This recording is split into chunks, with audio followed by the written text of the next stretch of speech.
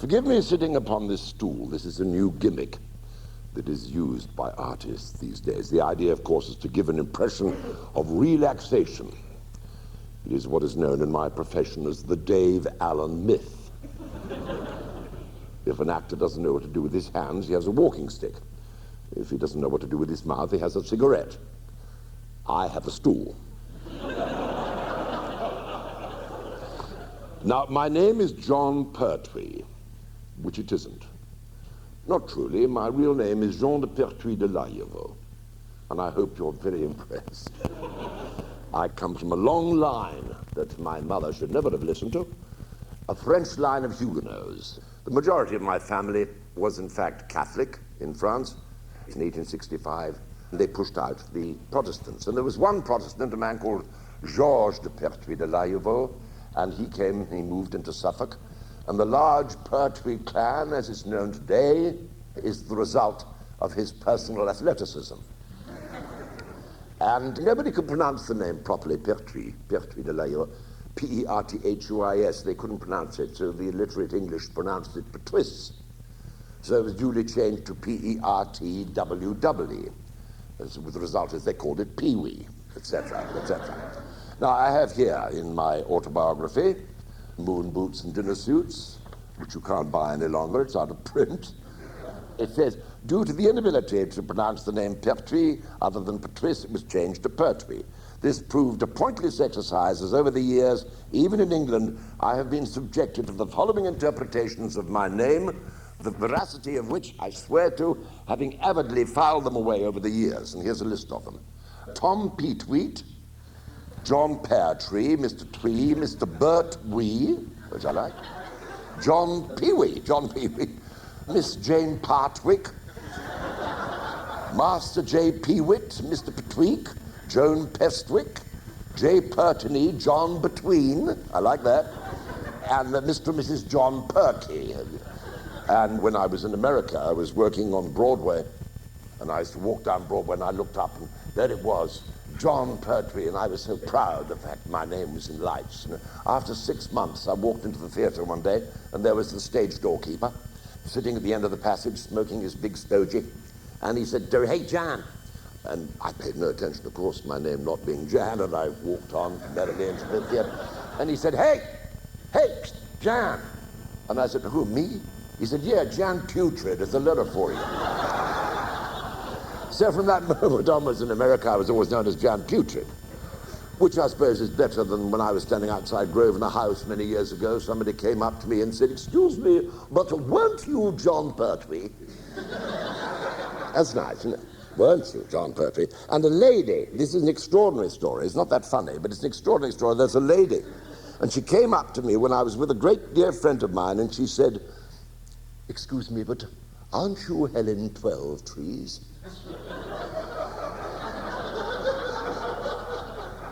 And I said, Helen Twelvetrees is a very elderly character actress. And she said, that's right. That's true.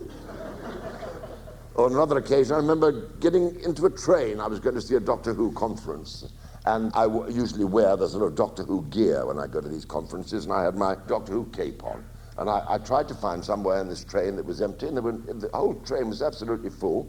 And I walked up, and there was a compartment that was empty, but it had a little label stuck in the window. It said, this compartment is reserved for people from St. Thomas's Hospital.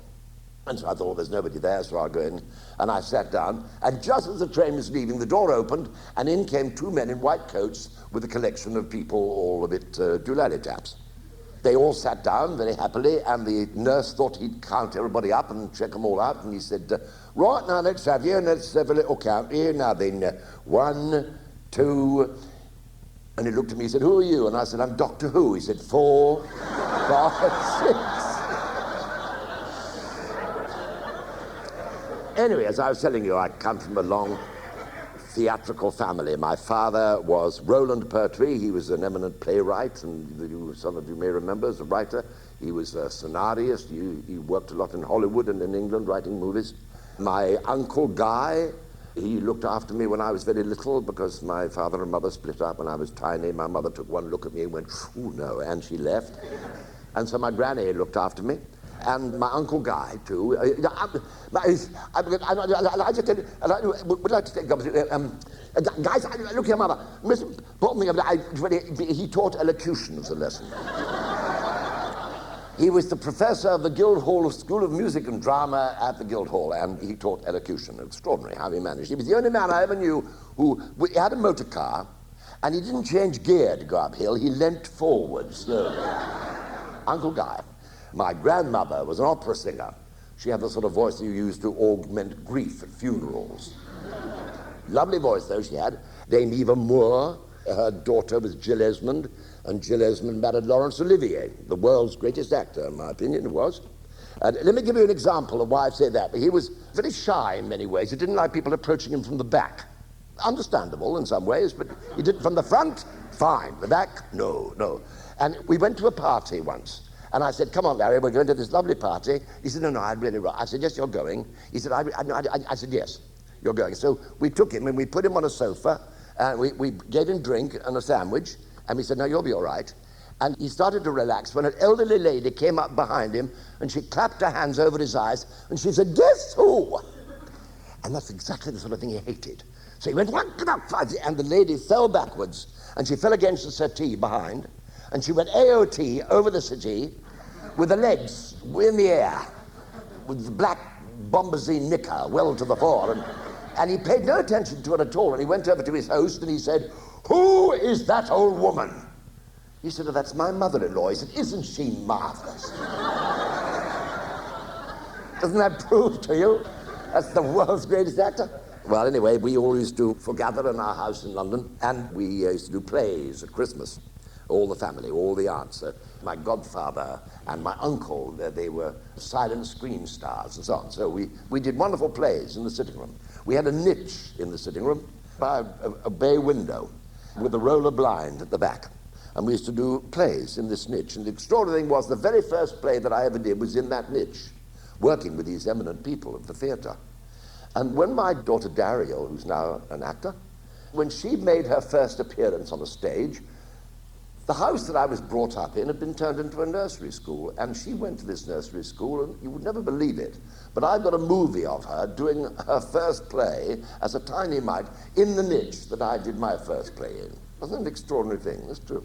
My father had just come back from Hollywood. He'd been working over there as a scenarist, and he'd been having a lot of fun at William Randolph Hearst's ranch, San Simeon. You know, you've seen all about that when you saw the film Citizen Kane with Orson Welles. And he used to invite just a few guests to spend the weekend with him, like 250 people, something of that nature. And he would sit at one end of the dinner table. His mistress, Marion Davis, the silent screen star, would sit at the other end of the table, which was about as long as from here to the end of the theatre, which was a very intimate gathering of friends. You know. Amazing people used to go there, and I've got a movie, actually, of my father getting into the swimming pool on the shoulders of Buster Keaton, and Buster Keaton went down the steps with my father on his shoulder, and he walked the whole length of the swimming pool and up the other side with my father, and never paused for breath. It's the most extraordinary thing. I mean, they're very strange people, very, very odd. I must tell you, this particular day, they had a very unusual thing happen. They had a lot of nubile young ladies who decided to go topless. Horrors. I mean, in those days, can you believe it? I mean, we're talking about the early 30s.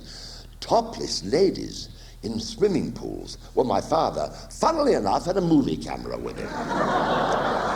And so he said, this is an opportunity not to be missed. We must show it for the Christmas show when I get back home. And so he filmed the show in the swimming pool at San Simeon. And when we got back for Christmas, he just said, I'm going to show you a marvelous little show now. Nubile topless ladies. And, and the only place we could show it was the niche on the roller blind. And he showed it, and it was sort of successful. The uncles and Larry Olivier and everybody, hooray, and the aunts. You know, not very, but it was an enormous success with the 300 people outside in the street who'd seen it on the roller blind. Anyway, my father married again. He married a lady called Dorothy. I didn't care for her at all. She was the sort of proverbial stepmother as far as I was concerned. And so when they went down to Devonshire to live, we had a house on the River Exe down in Dulverton, near Tiverton. It was a great life, really, for a boy. We had a farm, and we had horses for hunting. We had the house on the top of a hill, and the farm was below. Mr. and Mrs. Brumfield run the farm, and they had a regiment of children. That is a mass production system. And Mrs. Brumfield and they'd be collecting the carrots or something, you see, and she'd say, "Excuse me, my dear, I've just got to pop into the house for a minute, have the child, and I'll be back in a moment." And she'd go back to the house and plop, she'd have the baby. And she'd come back to the house, "Oh, there you are, dear, you've got another little daughter." I said, "Now, where do you put them carrots?" And they'd be off again. An amazing couple of people, the Brumfields, and they looked after the farm with the horses, and our house was up on top of the hill. And the postman used to come, and he used to deliver letters for miles around to the farms. He'd walk the equivalent of 4 times round the world in gumboots. So you can imagine the condition of his feet. On his way in, he used to call into the pubs, you see, and have a few pints of scrumpy. And so by the time he got to our house, he'd had a few, you see. And he used to look up at the house on the top of the hill, and he'd look and he'd say, "Oh, poor fucker, I ain't going up there. Boy, no, I ain't going up there. Let them young bastards come down and get it." And with that, he'd take the letters and he'd throw them over the gate into the field, into the mud. And my father, who'd be looking through his binoculars, said, "Good God, the damn man's done it again." And he said, "Go on, boys," he said, "down you go, a penny each to each, collecting the mail and bringing it up." And so we ran down and said, "Righto, Dad," and we got a hold of him, Mr. Willicombe, and we said, "Here, Mr. Willicombe, would you mind throwing the letters in the mud every day? Because, you see, if we pick them up out of the mud, we get a penny each, you see." So we did a deal. And he said, "Oh, go on then, and you throw it in the mud, and we go down and get it and get the threepence." Now, he'd had rather too many scrumpies, and he wasn't too fit. So they got another postman, and they hauled him out of retirement. And he was extremely old. He was 83.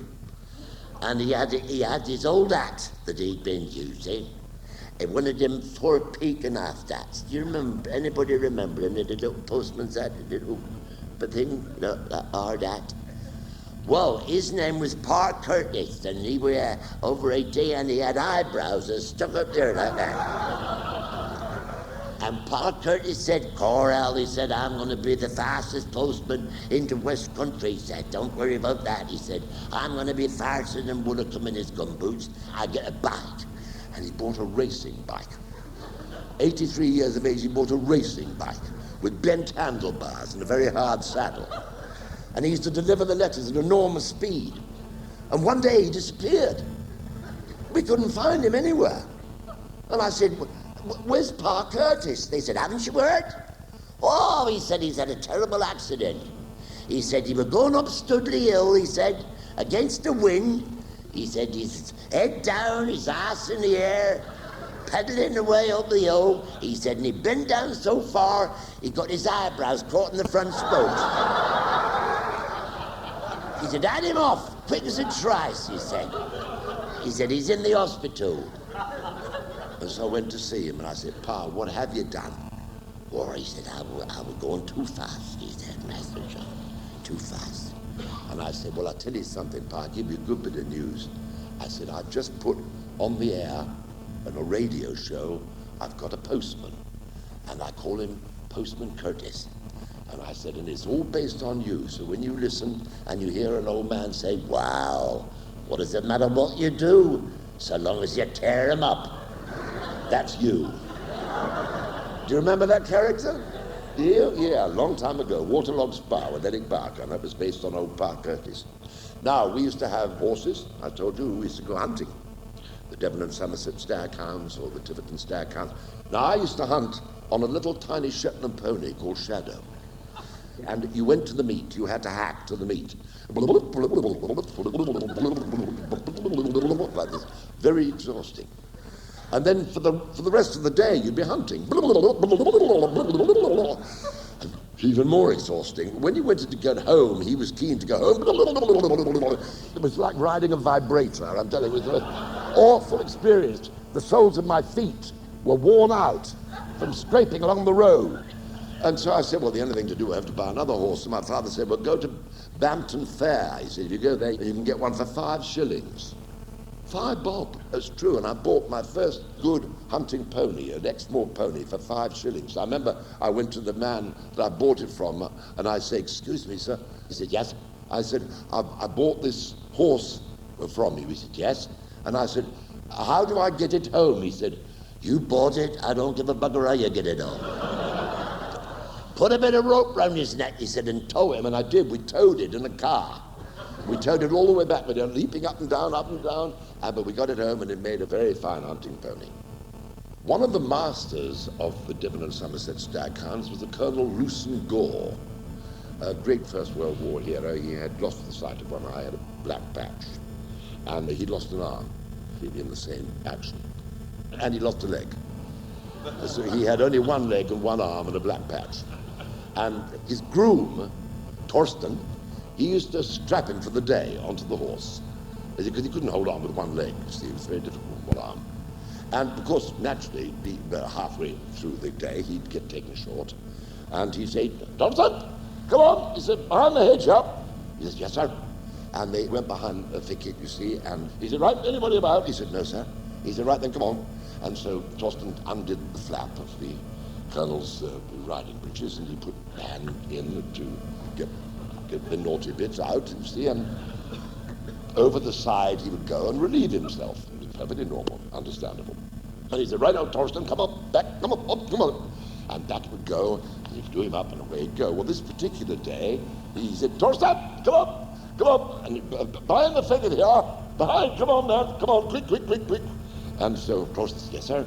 And he went there, and he undid the flap, and he put the hand in.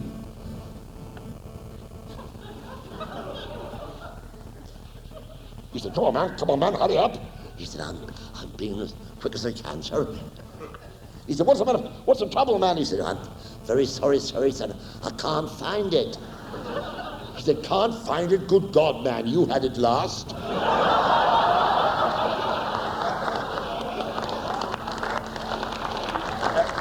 Now, Colonel Lewson Gore, wonderful man. Great days of hunting those were. Great days, real days.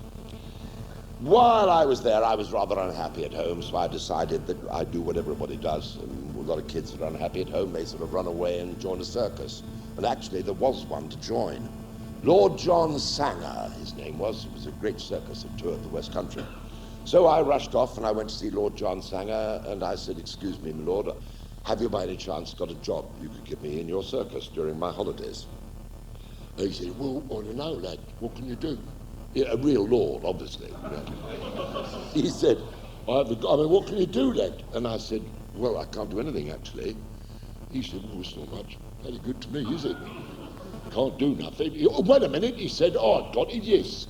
You came on a motorbike, didn't you? And I said, yes, I did. He said, right then, go and see Captain Arthur Overland. He said, and tell him I sent you, and ask for a job. I said, what does he do? He said, he rides the wall of death.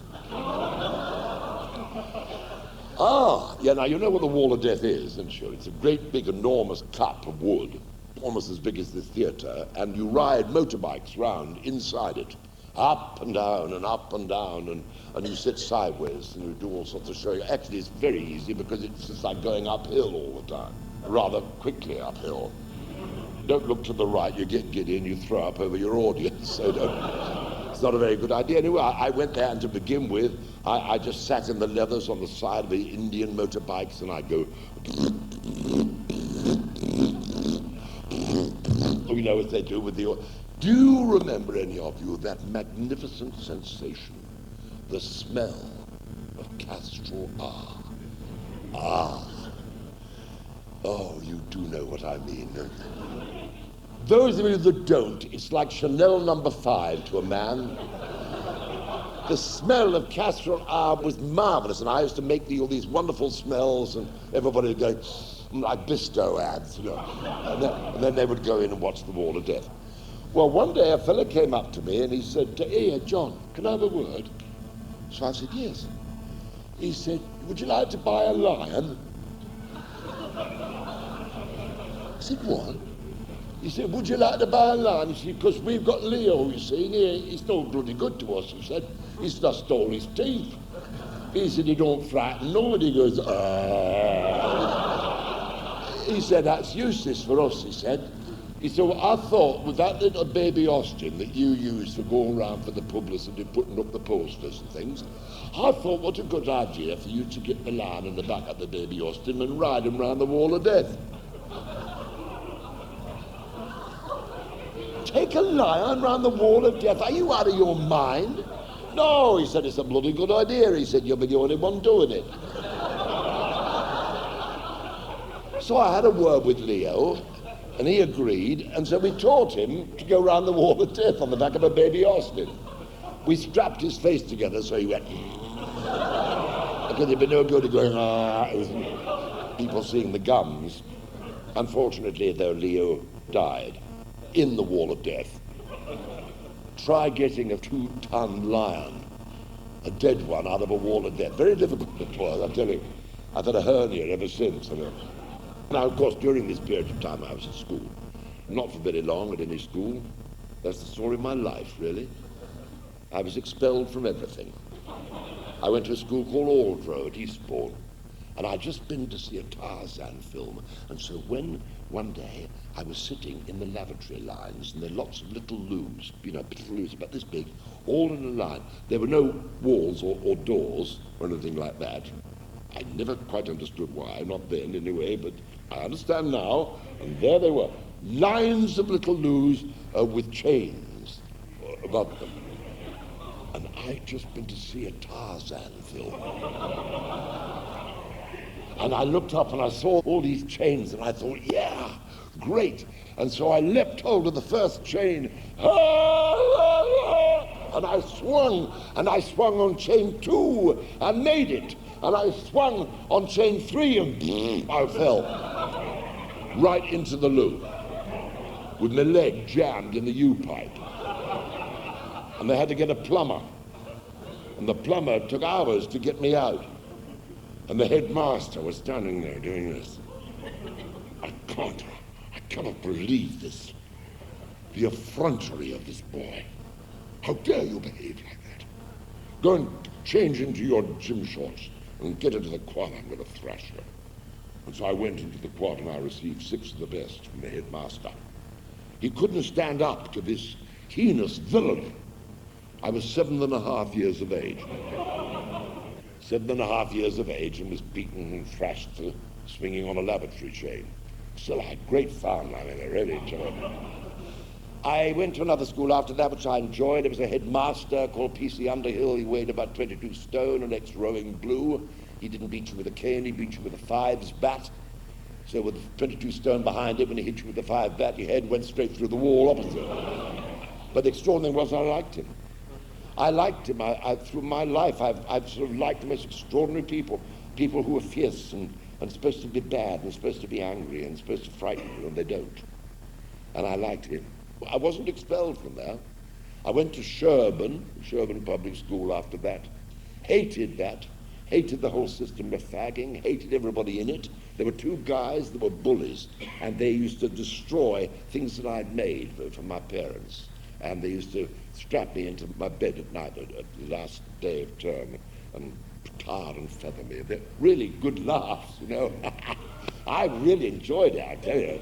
It was wonderful. And they'd put me in a basket and put tuck boxes on top of it, and I'd be in there for 2-3 hours, you know. Very good for a little boy, very good. When they left, I sent them letters, and I said, "You think you've got away with that, but you haven't. I'll get you yet. Watch out, I'll get you, I'll have my revenge." And I signed it, The Black Hand. Can you imagine a more stupid thing to do? Just sending letters to 2 bully boys and saying, "I'll get you yet, the Black Hand." Now, the extraordinary thing was that years and years and years later, when I was a very fit young sailor in submarines in very, very good condition, I was going up to the Café Royal to have a drink at Harry's bar. And While I was walking up there with 6 of my lower deck mates, across the other side of the road I saw Brown, one of the 2 bullies. And I went, ho, ho, ho, ho, ho, ho, ho, ho. And he crossed the road and he went into Harry's bar. And that's where we went. And I went in and I said to him, excuse me. He said, yes. I said, do you remember me? And he said, no, I don't think so. I said, that's good, and hit him. And I knocked 3 of his teeth out, and I knocked him right off the bar stool, and it took my 4 or 5 mates about 20 minutes to get me off him. They didn't try very hard, but they... So I said, now listen, now you remember me, don't you? I told you I'd get you. I'm the Black Hand. You tell your friend Roberts the same thing's going to happen to him if ever I see him about. You never believe it. I mean, this is a ridiculous story. But exactly a month later, I was on leave again with the same bunch of lads. We were going down to the tea dance at the Piccadilly Hotel, and walking past Simpson's up the other way was the other one. And I said, oh, ho, ho, ho. And my mate said, oh, Christ, not again. And I said, yes, follow me. And we chased him, and we ran him all the way down Lower Regent Street, and we ran him through the park. And we ran him into the ground, and I was just about to pounce on him when he tripped, and he fell. And so we rushed up to grab him, to pull him up, and 2 old ladies said, oh, they're nice, those sailors, aren't they? Do you see that poor fella? He fell over. And that sailor leapt up and he helped him up. Wasn't that nice? As if, well, it's damn all I could do after that. And so he said, remember, the Black Hand will get you yet. I never saw them again, ever. That was Sherborne. I was expelled from Sherborne because I did a great and original thing which went into the history books. I beat my fag master. Instead of him beating me, I beat him. And my father decided the best thing to do was to superannuate me and remove me and send me to another school. I went to a co-educational school with girls. What a splendid arrangement. I did enjoy myself. I built an open-air theatre there. I learned languages there. I had a marvelous time. A wonderful life. Frensham Heights, I thoroughly recommend it. A great house and a great, great school. I rode a motorbike there once, and I drove it straight into a wall within 15 minutes of buying it. As I hit the wall, I went over the wall and hit in the middle of a tea party. And somebody said, oh, hello, you're late. So that was a wonderful original line. And this man very kindly picked me up and he took me back to the school because I was rather a mess. And there was a bit of bone sticking out of my finger, still does. He said to the headmaster, the poor chap, he was riding his bicycle down the hill and it came unstuck and he ran into a wall. Oh, the headmaster said, what bad luck, thank you so much for bringing him back. I left at the end of term and we all lined up to say goodbye to the headmaster, and I got to him and he said, well, goodbye, John. Very nice to have had the opportunity of knowing you. Oh, there is one thing I would like to say, is that for God's sake, do be more careful on that motorbike, which I thought showed that he was a really first-class teacher, and he knew all along that I'd had a motorbike and that I'd run into it. The very strange thing is when I took Sean to Pierpont School, which was his school just around the corner, just as we were driving by for the first day up to his house where he was living, I said, stop. I know this corner. He said, no, you don't. I said, yes, I do. Stop. And we got out of the car and we went over to this flint wall, and there was a bit of flint and brick knocked out where my motorcycle had hit it. And I said, that's where I had tea. And Sean said, are you putting me on? I said, no, that's the very place. That's still there. It still needs repairing after all those years. I left school. I decided the best thing I was doing was going to the theatre. Everybody else in my family had been in the theatre, of course. And so I decided that I'd try to get into a dramatic school. And I said, I'll go to the Central School where Laurence Olivier had gone with Elsie Fogarty. And I went to see her for an audition piece and a test. And she said, I'll come in, dear. She had an extraordinary voice for a teaching lady. She said, it's a tiny little thing. Tiny she was. And she said, right, dear. She said, get that chair. So I got the chair and I stood. No, she said, don't you stand on it, dear. It's for me. And so she got up on the chair and she got a roll of newspaper. She said, open your mouth, dear. And I opened my mouth and she shoved the roll of newspaper in my gob. And she said, right there, go on, bite on that. And I bit. And she looked at the bite and she said, oh, no. Oh, no, dear. No. Oh, no, you've got a deformed mouth, dear. She said, you'd never be any good at the theatre. She said, you can't even speak properly. She said, you lisp. She said, I do. My tongue is far too big for my teeth. My tongue goes through my teeth when I say a letter S. Your tongue goes behind your teeth, but mine didn't. And so she said, oh, no, dear. No future in the theatre. And I thought that I left. I thought, that's it. I wasn't in the theatre long. Just long enough to stand up on a chair and have a roll of newspaper shoved in my face. So I said, all right, well, I have to go somewhere else. I'll go to the Royal Academy of Dramatic Art. Oh, I thought I'll get in there. Yeah, sure I will. Mark you, my father was a governor, so I did stand a little chance. So I went to the Royal Academy of Dramatic Art, and I hadn't been there more than 2 terms before I was sent for by the principal, Sir Kenneth Barnes. And he said, Jon Pertwee, I'm going to tell you, I'm very much afraid that I'm going to fire you. And I said, why? And he said, I have been speaking to your Greek teacher, Mrs. Wheeler, and she tells me that you have refused to be a wind. I said, well, yes, it's perfectly true. I have refused to be a wind. I mean, it's pretty silly, my father paying all this money for my education in the theatre, and all I've got to do is go, ooh, what you do is you Greek wind. Ooh, hundreds of you lying in the side, going, ooh, and I said, no, I don't want to be a Greek wind. I want to be an actor. He said, you'll be a wind and like it. And I said, no, I'm sorry. And he said, very well. You will leave at the end of this term. So I thought I didn't last very long.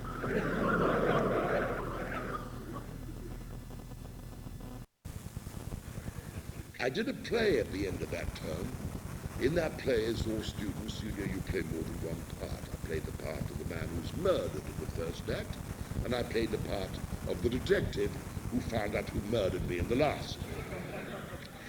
I had great makeup. Her hair parted in the middle, little tash and a monocle for the first character, and then the detective, the dirty old raincoat and the battered hat and everything.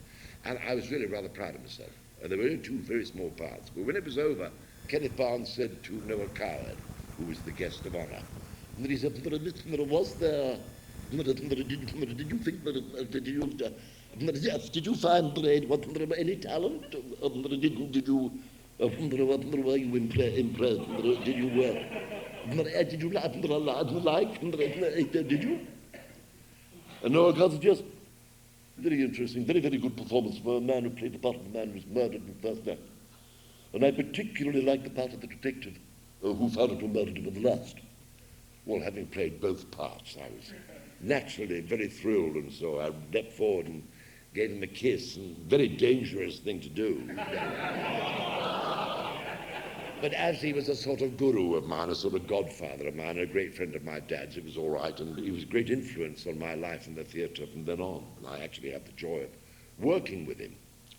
Amazing wit, that lovely story about Noel Coward when he was watching the coronation.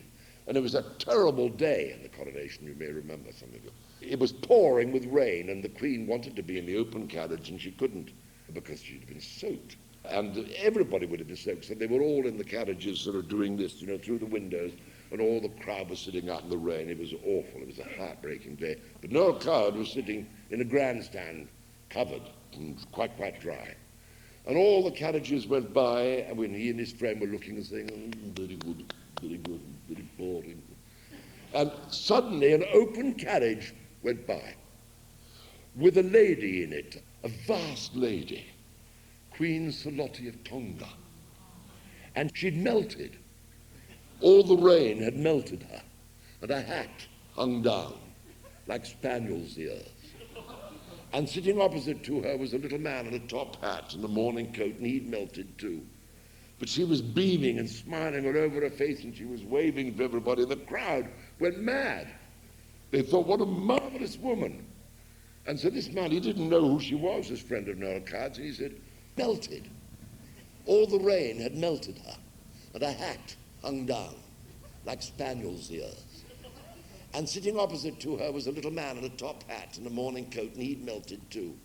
But she was beaming and smiling all over her face, and she was waving to everybody. The crowd went mad. They thought, what a marvelous woman. And so this man, he didn't know who she was, this friend of Noel Card's, and he said, no, extraordinary woman. Who on earth is that? And he said, oh, don't you know, my dear boy, that's the Queen of Tonga. He said, isn't she marvelous? Who's the little man sitting opposite to her? And Noel Card said, her lunch. No. I then joined a thing called the Arts League of Service Travelling Theatre, which was a bus with all the scenery on the top of the bus and all the actors and actresses on the bottom of the bus. And we did a program of 150 items, and they were able to choose 10 items wherever we went, a different place every single night. They chose 10 items, but 2 had to be extracts from the classics. And we stayed with the butcher and the baker and the candlestick maker. You never knew who we were going to stay with. It was wonderful. And I learnt an enormous amount. It was directed by Donald Wolfett, the last tour. Great, great actor. Wonderful story about Donald Wolfett. He'd been touring, as he did, all the time. They said Laurence Olivier was a tour de force, and Donald Wolfett was forced to tour. But he was a wonderful actor, with best leer in the business, I think. One day he was playing up in the north, and he said, ladies and gentlemen, thank you for your magnificent reception of the piece tonight. Next week, we will be performing the Bard's Hamlet. I shall be playing the part of the prince, and my wife, Rosalind Iden, will be playing the part of the queen. And as he said that, a voice from the back of the gallery said, your wife's a friggin' old tart. Nobody had ever heard anything like that before, never. They were thunderstruck. And Donald Wolfett, without pause, looked up and said, nevertheless,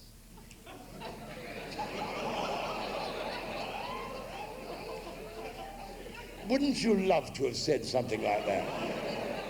I think that's wonderful. Nevertheless, I joined Brighton Repertory Company, where I was paid the grand sum of £3 10 shillings per week.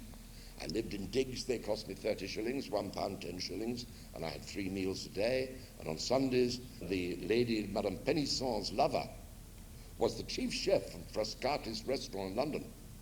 And he came down on the last train, and we used to go to catch him. And then he had a big basket filled with smoked salmon and caviar and half bottles of claret and duck and the most beautiful food ever. And we used to tow this thing back to number 13 Victoria Street, and on Sundays we'd have a great nosh. And my parents used to say, why don't you ever come home the weekends? I said, are you mad? With all that wonderful food? No way. This is where I learnt my love of good food and wine from the Penissons. 30 bob. It cost me to live like that. Wonderful. We did twice nightly, twice weekly with matinees. Let me explain what that is. We did 2 plays a week, not 1 play a week, 2 plays a week. We rehearsed Monday, Tuesday, and Wednesday, and we put the play on a Thursday. So we did Monday, Tuesday, Wednesday, 1 play, Thursday, Friday, Saturday, another play. But of course we did twice nightly. You did 6 o'clock and 8:30 performances, and you did a matinee on a Wednesday and a matinee on a Saturday. So you had Monday morning, Monday afternoon, and 2 performances, Tuesday morning, Tuesday afternoon, 2 performances, Wednesday morning, a matinee, and 2 performances. On a Thursday, you had to put on the play you've been rehearsing the week before. That was not easy. Not easy. You had to hypnotize yourself in order to learn the lines, and we did. We used to get a sheet of black card and put a pinhole in it with a candle, and you looked at it, and when it opened up, that was when your subconscious mind was opening, and then it would close, and you concentrate like mad on that page, and when you woke up about 20 minutes later, you knew that page pretty well. It was like an extraordinary photograph in your brain. This was fine as long as somebody gave you the right cue. If they gave you the wrong cue, you looked at this blank page, you said, what the bloody hell did he say there? It's got nothing whatsoever to do with it. You get confused with all sorts of things. We were doing a play called Love from a Stranger, and I played the gardener. And I had a green baize apron, and I had a spade beard and a terrible gnarled face and an old battered hat and a corncob pipe. And I rushed down onto the stage, and the head of the company said, "Hello, and what are you supposed to be?" And I said, "I'm the gardener in Love from a Stranger." He said, "Are you? Well, we're playing Candida, you are the vicar, and you're supposed to be on the stage now." Oh my God. Quickly rubbed the makeup into the face, tore the beard off, put the head round the corner of the door, saying, "I'm terribly sorry to keep you waiting. I've been doing a little gardening, having a bit of trouble with the boll weevil. Would you take some tea?" And then a poor little stage manager girl will come in and say, "Tea, madam? Milk and sugar? Would you like a biscuit?" And anything to keep things going while I was up in the dressing room going mad, trying to get the right makeup on. But this is the sort of thing you had to do when you were in repertory companies like that. In the interval one day, I went up on top, and there was a very sallow-skinned, little wizened gentleman. He looked rather sick, and I said, "Can I get you a cup of coffee?" He said, "Oh, thank you so much." And I gave him a cup of coffee, and he had a companion who was always with him, a very unfriendly chap he was. And this little man and I became great friends, and every single day I'd go out and make him a cup of coffee and take him one, and we'd sit and we'd talk about all sorts of things. He was very interested in the theatre. He didn't tell me anything about himself. And I didn't know who he was, but I became very fond of him. And then one day he disappeared. I couldn't find him. He didn't appear at all. And 3 or 4 days later, I opened my newspaper, and there on the front page was a picture. And it said, "Yesterday, His Majesty Emperor Haile Selassie took luncheon with King George." And there was a photograph of my little friend who sat on the end of the pier having cups of coffee with me. And he'd never, ever said that he was a king. And it was a terribly sad thing that I was never able to see him again, because unfortunately he came to a very sad end, dear little man. I went to Jersey Repertory Company with Val Blanchard, who eventually became MacDonald Obley, and Peter Glenville, Sean Glenville's son, and Dorothy Ward's son, playing the leading man. I, fooling about, came in through the door as the vicar, and I said, "Oh, here, this is for you," and I pressed a fresh egg into his hand. Terribly funny. The audience thought it was hysterical. Wonderfully funny. He didn't think it was at all funny. And so he wrote a letter to the head of the company, J. Baxter Somerville, and said that he wasn't going to tolerate this raving idiot any longer. Unfortunately, J. Baxter Somerville came over the next day to see what I was up to, and he landed on the beach at Bully Bay in an aeroplane. So there's no airstrip in Jersey in those days. And he came to see the show, and at that precise minute I'd done something even worse. We were doing a play with Lord Peter Wimsey, and Lord Peter Wimsey was explaining how the murder was done, which was the murderer had taken a brass pot with an aspidestra in it, had pulled it back on its chain and fixed it, and then, when the man that he was killing had gone up the stairs, he cut the wire, and the pot went smack and crushed the skull of the poor man who was murdered. And so he made this up by putting a pot of aspidestras on one of those China Victorian things, said, "That's the poor victim." And he took the weight back. And he said, "And now I will show you how it was done." And he cut the rope, and it went, it's about that much away. The audience were hysterical. I was hysterical because I had shifted the dead up there about 6 inches. Well, what a laugh. Until J. Baxter Somerville came round afterwards and said, "Yes, very, very funny, Pertwee, very funny. You're out." And I was duly fired. Amazing thing, though, about that was that I was the first naval officer into Jersey after it had been recaptured from the Germans, and I went to the Springfield Theatre just to take a look around the second day after we'd taken over Jersey again. And I went in, and there were a lot of German prisoners of war about. There was one line only of flour bags, and I said, "Move that lot, because that's where the scene bay was behind," and they moved it. And I went in through the door, and there was this scene bay filled with all the props and the furniture and the scenery and everything of J. Baxter Somerville. Now, the Germans had been there, and they had no fuel at all. They burnt everything. They cut practically every tree down. But they never knew that was because they'd covered it up with sacks of grain, and they were down to the last line. And I'd managed to save it. So I rang up JB, and I said, "JB, Pertwee." He said, "Oh, yes." And I said, "Do you want to give me a job after the war?" He said, "No." And I said, "Well, I'll tell you what, would you like to know something good?" And he said, "Yes." And I said, "All your scenery in Jersey is perfect. It's all there. I've seen it all. It was protected by a line of grain sacks. He said, was it? Do you want a job after the war? I never took him up on it because better things happened, I'm glad to say. I was walking down the street one day when I ran into an actor called Jon Pertwee, and Jon Pertwee said, you speak West Country, don't you? And I said, yeah. And he said, well, nip up to this studio in Bond Street. He said, go there. And he said, no, when you're in there, just say that I'm terribly sorry I can't turn up today because I'm filming at Pinewood. And I've sent you instead.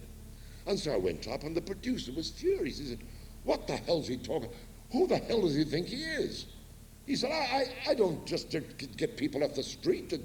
I said, no, as a matter of fact, I said, I am known to the son of the man who owns the company, and I can do the voice. He said, you can? I said, yes. He said, go on, do it. And so luckily it was a West Country farmer. Right, I said, that's no problem at all. The show called Marmaduke Brown, with Ernest Clark played the lead, played Marmaduke Brown. So I did it, and they said, yeah, that's all right. That's not bad at all. He said, you got the job. And so I did it, and I played the gardener in Marmaduke Brown. I rushed back home, and I phoned my agent, and I said, Morris? He said, yes. And I said, I've got good news. He said, oh, yes. And I said, Jon Pertwee, I met in the street. He said, yes, I know. And I said, and he sent me there, and I've got the job. He said, yes, I know. And I said, well, what else do you know? He said, I know that you've got every other job Mr. Pertwee does there. I said, what do you mean? He said, you're doing Mr. Reader, you're doing Stella Dallas, you're doing Young Widow Jones, you're doing all of them. That could make 25 programs a week, and you're paid 2 guineas a program. You're going to make a lot of money, young man. And I said, well, you don't sound very happy about this. He said, I'm not. And I said, why? He said, I handle Jon Pertwee as well. That was unfortunate, but I didn't care. And I worked on Radio Luxembourg more or less up to the start of the war. I was in a play called To Kill a Cat. Unfortunately, the producer was of a certain persuasion, which I wasn't. So he touched me up, and I said, don't do that. I said, because if you do, I'll knock you into the orchestra pit. And he did it again, and I knocked him into the orchestra pit. Not a good idea when you're starting off in the theatre. Not a good idea at all. He was injured, and so I was fired. I was expelled once again. And so I thought, well, what else can I do? Or I'll join the services. The war had started. And so I said, what am I going to join? I'm not going to join the Air Force. I'm too frightened to join the Air Force. How anybody could ever do what pilots did, I never know. The bravery, people getting into a plane and going out and flying over enemy territory night after night, amazing courage. I wasn't going to join the army because I'd had nightmares about trenches and rats and bayonets and things, because I was born in 1919, just after the First World War, and so I thought, no, not for me. I'll join the Navy. Yes, because you're a long way away from the enemy. If you go into action, you're a long way away, and they might miss. And also, the food isn't bad. And it wasn't, because when I was in the Navy, I was actually in action in the North Sea. And we were in action, fighting a war, and somebody said, right on, Pee-wee, grabs up, and I dropped what I was doing and went down and had a hot meal. You didn't get that in the Army or the Air Force. And that's firing a gun that's almost red hot, you know. Right on, Pee-wee, grabs up, wonderful. And also, of course, not to forget, all the nice girls love a sailor. I forgot that I was desperately seasick, even on the round pond. I was terribly seasick. I was in submarines to begin with. That's a very uncomfortable.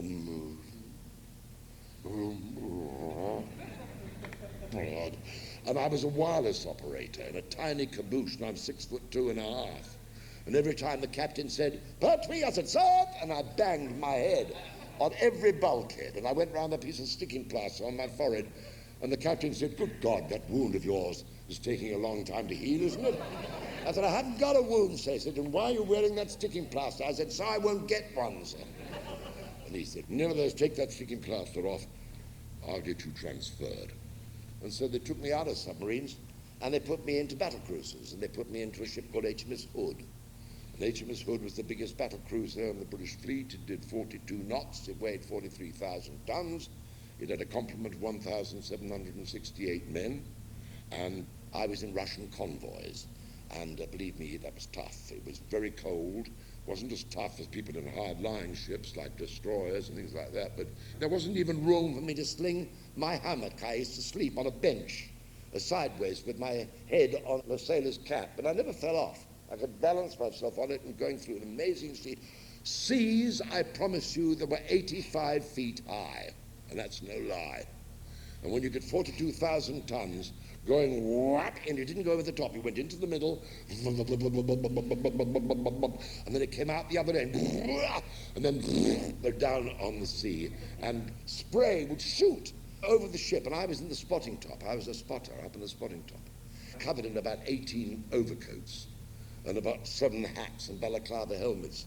And when it went down like that and the spray went, I used to duck down quick because the water froze instantly and turned itself into icicles. And can you imagine a more ridiculous way of dying than being stabbed to death by an icicle? That would have happened, believe me. And we were up in Russian convoys, and then the Wolfpack submarines came out because the spotting aeroplanes used to come round and round the Focke-Wulfs, go round and round and round. And our gunnery officer had a great sense of humor. And he was looking up at this aeroplane once we were off Murmansk and Archangel, and the plane was going round and round and round. And he said, "Hey, you up there, Fritz, for God's sake, go round the other way, boy, you're making us dizzy." And we thought, that's a very funny man. And back came an answer from the German pilot, said, "Certainly, anything to oblige the British," and did. You would not believe it. In the early days, there was a certain sense of humor. They soon forgot all about the sense of humor after the war had been on a couple of years. On another occasion, I remember we were firing at a Focke-Wulf, and it was ridiculous because the plane was there, and we didn't get up that high, but going boom, boom, boom, boom, boom. Again, our signals officer sent up this message and said to the pilot, "Hey, you up there, how's that?" And back came the answer from the German pilot, "Not out." Now, unfortunately, as you all probably know, the Hood came unstuck.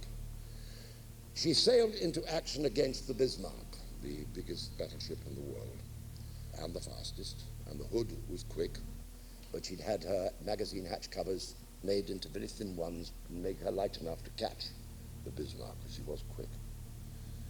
It was an unhappy ship because we never believed that it would take much of a whack, that it would probably explode.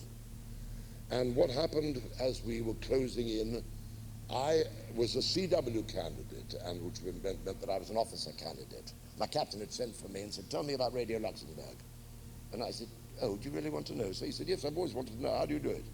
And I told him for 20 minutes. He said, "Right, okay, that's lovely." I said, "Excuse me, what was that all about?" He said, "Oh, you just passed the CW candidates course thing. You know, that's your interview." I said, "Oh, thank you very much indeed, sir. Does that mean I can go?" And he said, "Yes, you can go." I didn't realize that when he said you can go, that I was going to be over the side of that ship.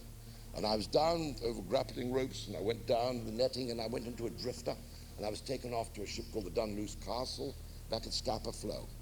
And the Hood just sailed on, and it got the first shell into the Bismarck.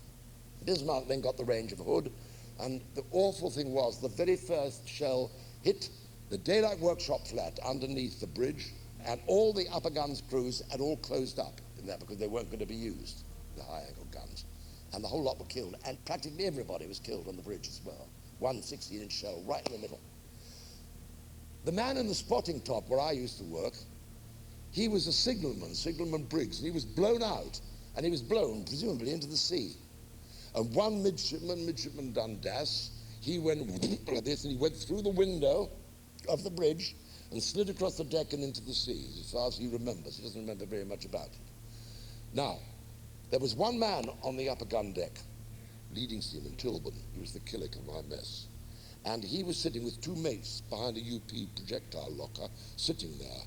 And the next salvo landed between the stacks, right in the middle, and went, and it blew his 2 friends to pieces either side of him and killed him instantly. And he wasn't scratched. It's an extraordinary thing, blast us. So he jumped from the upper gun deck, which is about as high as those lights, right down onto the forecastle. And he tore off one sea boot. And at that precise minute, the 3rd salvo landed forward of X turret, A, B, X, Y, and it went straight down through 2 wooden decks, hit the armored deck, exploded, and because of these thin hatch covers, they just blew in, and the blast went down, hit the magazine, and whoa, the ship exploded. It went down in 9.5 seconds. 1,768 men died, and 3 survived, leading Seaman Tilburn, the midshipman Dundas, and signalman Briggs. This was a dreadful thing, and of course I was absolutely heartbroken about this, because I lost all my friends and my mates, and it was a dreadful thing to happen.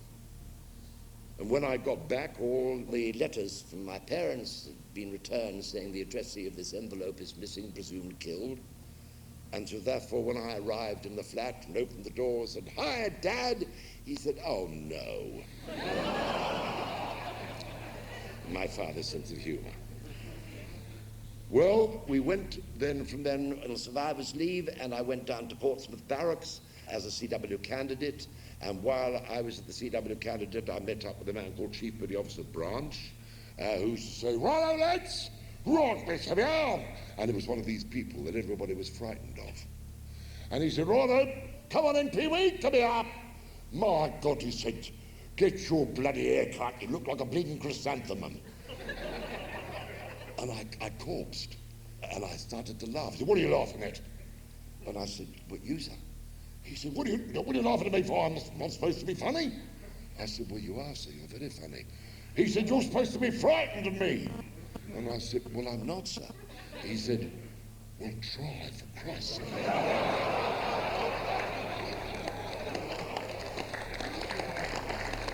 sake." He said, "Right, get all these men and march down the end of the parade ground and turn them about." So I said, "Right, squad, by the left, quick, march," and off they went. And when they were gone about the length of this theatre, I said, "Squad, oh!" He said, "Well, what you wait for it, I'll tell you when." And I said, "But come on." He said, "I'll tell you when." I said, they were disappearing, almost out of sight. And I said, "Squad!" He said, "Not yet. I'll tell you when." Oh my God. And I really clutched the gluteals and said, "Squad, about turn." Now the men at the back heard me. They turned about. The ones in the middle thought I said right turn, and they went that way. The ones on the left went that way, and the ones at the front heard nothing, and they went straight on. "Oh dear, oh dear, oh dear." He said, "Come on, get them back together, lad." And so I said, "Squad, hello, turn." And this they all heard, and they all turned, and Chief Petty Officer Branch said, "Yes. Well, now I know what they mean when they say, Marines will advance in columns of 4s and matelots in frigging great heaps." I love that man. Weeks later, I was in G Block in Portsmouth Barracks, and I was fire watching, and an incendiary bomb came through the roof, and I put a sandbag on the top, and I jumped on it to put it out, which is very stupid because it went through the ceiling into the hammocks and started a raging inferno, and there were 6 of us up there, and we were going to be barbecued. And so I said, "Right, everybody out, lads," and they all went down the ladder, and I was the last out, and I looked to see if there were any more, and there weren't, so I came down the ladder. At that precise minute, the Germans dropped a landmine on a parachute at the end of the building. It blew up the regulating petty officers' block. It killed many RPOs. It blew the end of our building off. The blast came in, hit the wall, sucked me out, which blast does extraordinary things, and I went backwards through this mess room with the girders going over my head, and I went out of the hole at the end of the building and landed, bang, in the middle of all the rubble of the exploded and the blown up building. Well, I mean, I was in a terrible state. I was covered in blood, I was black, I was deaf, and when the men came round with the paddy wagons and with the stretchers, and they found me on the top of the building, obviously I was dead. So they picked me up and they put me on the stretcher, and they took me over to the officers' mess, and they took me into the mortuary, and the mortuary was the larder. They thought, what a good idea, you know, nice marble slabs, very good, we'll put all the dead in there. And so they put me on a slab in the larder of the officers' mess. I'd never been in the officers' mess before. And And there I was on the larder, and I woke up and there was an arm hanging above me. And I pulled the arm, I said, "Oh, oh," and the body went and fell on the floor. He was dead. And I said, "Hey, but wait," and the door opened and a white-faced sick berth attendant came out and said, "Oh, gosh." So I said, "Here, this man's dead." He said, "Blimey, mate, I thought you friggin' well was." And so they picked me up and they took me back to Haslar Hospital. And when I was in Haslar Hospital, an angel of mercy flew down from the heavens. And she had a red cross on her breast, and she flew down, and she said, I went, and she said, and I went, and so she wrote it on a piece of paper, "What is your name?" And I said, "Pertwee," and she went, "Oh no!" Burst into tears. Was a girlfriend of mine. I'd been with her about 4 weeks before in London. We'd been out to dinner, and she was a VAD, and she just started, and the very first patient that she had to look after was me, a bloody conical mass, with a thing called a hematoma on my head, and you know. And so she said, "May I look after Pertwee, doctor?" And he said, "Yes, of course you can." And she looked after me. That's right, yes, she really looked after me. Which was wonderful, to be in a hospital and have somebody really look after you. And so I was sort of happy about that. And when I came out, I was ready for my CW candidates course. And I was then going to be an officer at sea, I thought. But unfortunately, I couldn't add. I can't work without a calculator or fingers and toes. And so when the officer at King Alfred said, "Right, you all understand the theorem of Pythagoras, I suppose?" And I said, "No, sir, I don't." He said, "Well, I haven't got time to teach you." He said, "Sit at the back, shut up, and be neat." Right, I said. So when we had the exam papers, I was terribly neat. I drew a picture of a lovely galleon, and I got 3 marks for neatness, but nothing for navigation. So I said, "Please," I said, "don't send me back to sea, because I'll die. I can't be any longer at sea. I've done my sea time, surely. There must be something I can do as an officer." And so the captain, Captain Pelly, said, "Yeah, I suppose, all right, so we'll put you in special branch." And he put me in special branch, which you had special jobs, rather strange jobs. A French officer suddenly appeared, and I heard him talking to my divisional officer, and he said, where is he?" And he said, "Over there." And he came over and said, "You Pertwee?" And I said, "Yes." He said, "Alors, vous parlez français, naturellement?" I said, "Eh? What?" Never volunteer for anything, see. Nothing to do with French. Ooh, no, you know, with D-Day, no, keep well away from that, no. Do something in Scotland. No, France, no. And I said, no, je ne parle pas, just très mal. He said, "But in your papers it says that you are French family, that you naturally you speak French." And he said, I said, no, I used to, but I don't anymore. So he said, "That's very..." He said, "That's very, very strange. I will talk to you later." I thought, I'm in the dead trouble here. And he went up and he spoke to a fellow called Rankin. And he said, "You are Rankin?" And he said, "Yes, sir." He said, "Vous parlez français?" He said, "Oui, je parle français. Oui, pas très bon, mais je parle." And I went, "Oh my God." And he said, "Follow me, Rankin." And he went into the office. And he came out a few minutes later, and I rushed up to him and I said, "Tony, right, come on, tell me, what was the job?" He said, "Resident naval officer in Tahiti."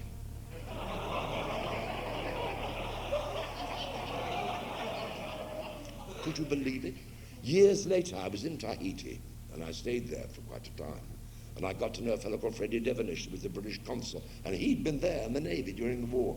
And I said to him one day, "Freddie, did you by any chance know a fellow called Tony Rankin?" And he turned round to one of the girls sitting alongside me and said, "Ah! You hear what old Pertwee wants to know? He wants to know if we know old Boom Boom Rankin." So thank you very much indeed, sir. Exactly what I want to do. I think that the time has come for you to change your library books, to have a cup of coffee and let me move around a little. I'm sedentary because I had a back operation a few months ago, and sitting in a bar stool for an hour or two does tend to paralyze me. So I'm going for a cross-country run for a few minutes. So if you'll bear with me, I'll see you in a few minutes. Thank you so much for your time.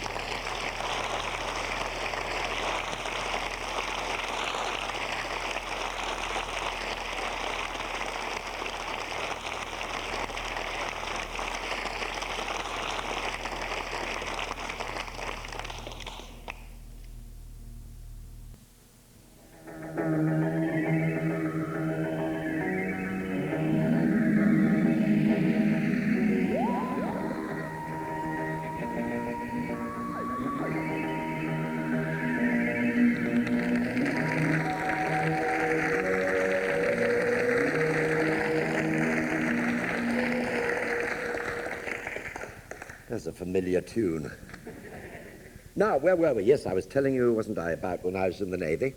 They decided they'd give me a commission, and they sent me to the Isle of Man, and I went to HMS Valkyrie. And I hadn't been there very long when I was looking out of my cabin window one day, and I looked out in Douglas Harbour in the dead of night, and I saw, with horror, there was an enemy submarine actually in the harbour in Douglas, sitting there. I could see it absolutely clearly, this silhouette of this big German submarine. And I'd only been there for a very short time. I rushed to the telephone and I phoned up the dockyard and I said, get the 2 MTBs out, get them round quick.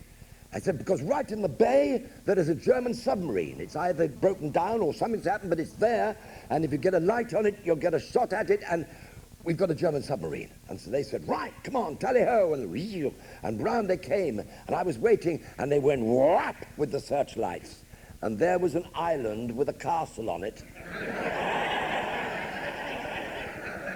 that had been there for 2,000 years. Any of you know Douglas Harbour? Do you? Well, you see it there. There it is. So I was expelled. I didn't last long. So I went back into another job with Naval Intelligence Division on security staff, which was fun, because I spent a certain amount of time in the war meetings behind the head of Naval Intelligence, and Churchill sat at the end, and he used to smoke his stogies and his cigars, and put these cigars out in an ashtray, and when the meetings were over, everybody would leap up, and I'd leap up, and I'd say, right, sir, carry on, thanks, sir. Thank you, sir. There's, you take the papers, and so we'll clear up Mr. Churchill's thing, and I'd take the ashtray with all the cigar butts and like that into a little bag that I carried, and I used to sell the butts for $25. Believe me, a butt of a Churchill cigar was worth a lot of money in those days. We were up to all sorts of dodges. I enjoyed my time with NID, particularly because it was a very good tea boy. He made a marvellous cup of tea, and his name is Callahan, actually, James Callahan. Yeah, that's him, yes. And he was in the same division. Whenever I see Jim Callahan now, I say, Jim, make us a cup of tea, this is a good lad. He's lovely. Jon Pertwee is the film director, and a lot of strange people, and we enjoyed the job. I must tell you a couple of things that we did.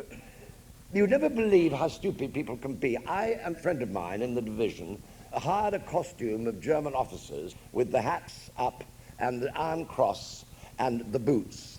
And we walked, the two of us, the whole way from Piccadilly Circus right up to the BBC.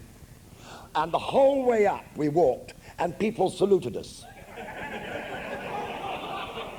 Now, if we'd been lynched, it would have been our own fault entirely. You couldn't believe it. People are extraordinary. If you have a plum, you can get away with it. I saw a little man in a pub once. He looked exactly like Hitler. And I said, could I take a photograph of you, sir? He said, yeah. And I took this picture, and I had this photograph made up, and I stuck it in a passport. Underneath, I put Adolf Schicklgruber, and we had a German stamp on it. They did it in the offices with an ID.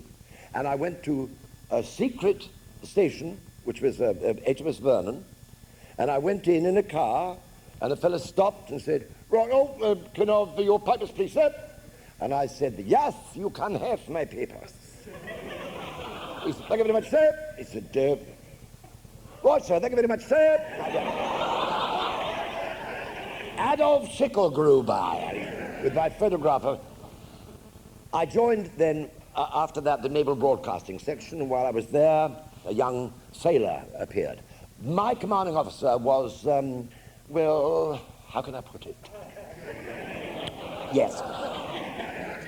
The young chap who was there looked very pretty in his uniform, and his name is David Jacobs. And he was about 17. He'd lied about his age to get in, and our commanding officer, I used to call him David, and he called me, he said, Pertwee. And I was the lieutenant commander, and I thought, I don't want to be called Pertwee when the sailor is called David. There's something going on here. Aye, I said. Very intelligent, very perspicacious of me. So when we were out one day in a tube train and we were sitting opposite some people, David said, oh. And I said, what's the matter? He said, have a look. And I looked, there was a beautiful girl, lovely girl, beautiful figure, long blonde hair, and sitting on.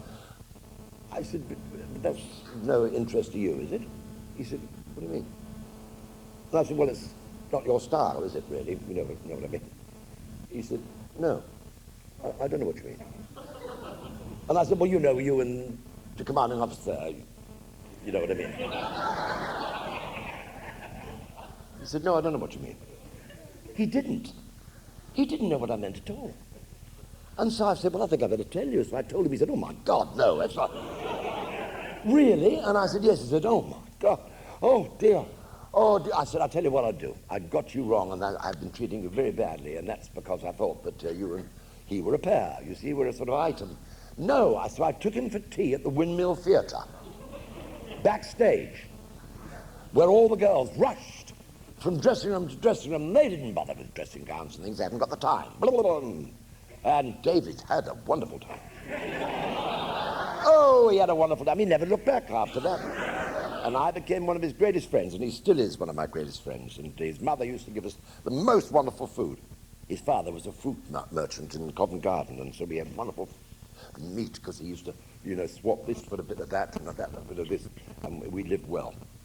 While we were there, we used to go around on trips and listen to people's conversations, and I was fascinated. We were going up from Parliament Square up to Trafalgar Square, and there's a theatre up at the end called the Whitehall Theatre, and had a play on it called Seagulls Over Sorrento. A very popular play, a service play. And there were two girls sitting in front of us, and one girl said, here, Phyllis, I'm going to the theatre Thursday. The other one said, oh yeah, what are you going to see? She said, I think it's called Sea Lions in Toronto. And the other one said, oh, that sounds nice. She said, is that the one with the Chinaman in it? The other one said, no, I don't think so. She said, pity, I like a Chinaman in a play. Now, would you believe dialogue like that? I mean, it is extraordinary. There's nothing funnier, as they say, there's not so cool here as folk. And believe me, when you listen to what some people say, I'll give you some examples. One girl said to the other one, she said, here, she said, budge up, Phyllis, I've only got one cheek on.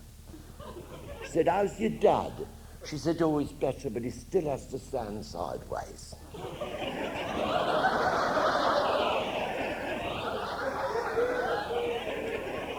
I worked at the Café de Paris in London, and I came out of the kitchens. I wasn't going to come down the stairs after Marlene Dietrich and Noah Coward. I hadn't the gall to do that. I came through the kitchens, and the things I heard in the kitchens, I mean, there was one wonderful thing when a waiter came in and he banged a tray down, and he said, oh, well, he's eaten it.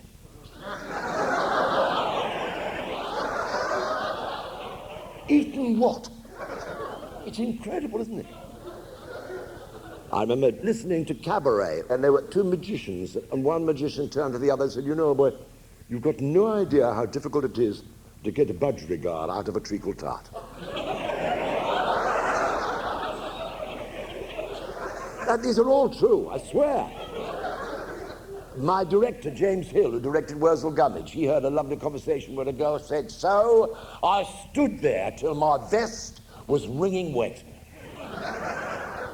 The other one said, yes, well, you would, wouldn't you?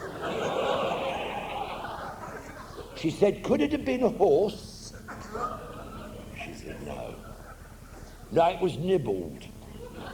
And I know nibbling when I see it. She said, could it have been a rabbit? She said, no.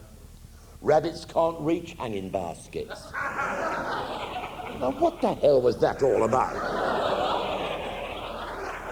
Oh, I love it. I love those sort of conversations. Anyway, David and I had great fun in this division. And while I was there, I had to check up on various people doing and saying naughty things on radio. There was a show called Mediterranean Merry-Go-Round then with Eric Barker. And he was being rather rude about my lords of the Admiralty. And so I was sent along to check up on him.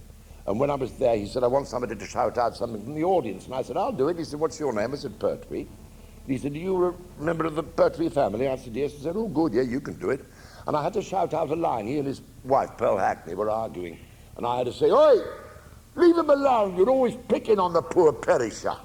And she's supposed to turn round and she'd say, who on earth is that? And Eric's supposed to look into the audience and say, oh, that's the Minister of Education. Now, that's precisely the kind of joke I was sent down there to stop him doing. But I got an enormous laugh with it, and I was so proud. It was the first laugh I'd ever had. I'd been a straight actor before. I'd never done something from the audience, and I was thrilled. And so after the show, Eric said, very good, I enjoyed that. You did that well. He said, what are you here for? I said, well, I was a spy. I'm coming here to spy on you and report on you. He said, well, what sort of spy are you going to be? I said, terrible. And he said, do you want to come back next week? I said, yes. So I came back the next week and I brought a character with me because I'd heard on the news, and that's Alvarly Dell at the end of the news. Good night. Here is the news in Norwegian, and a voice said, Jeden, Joden, Jeden, Nigger, Grupp, de Bombe.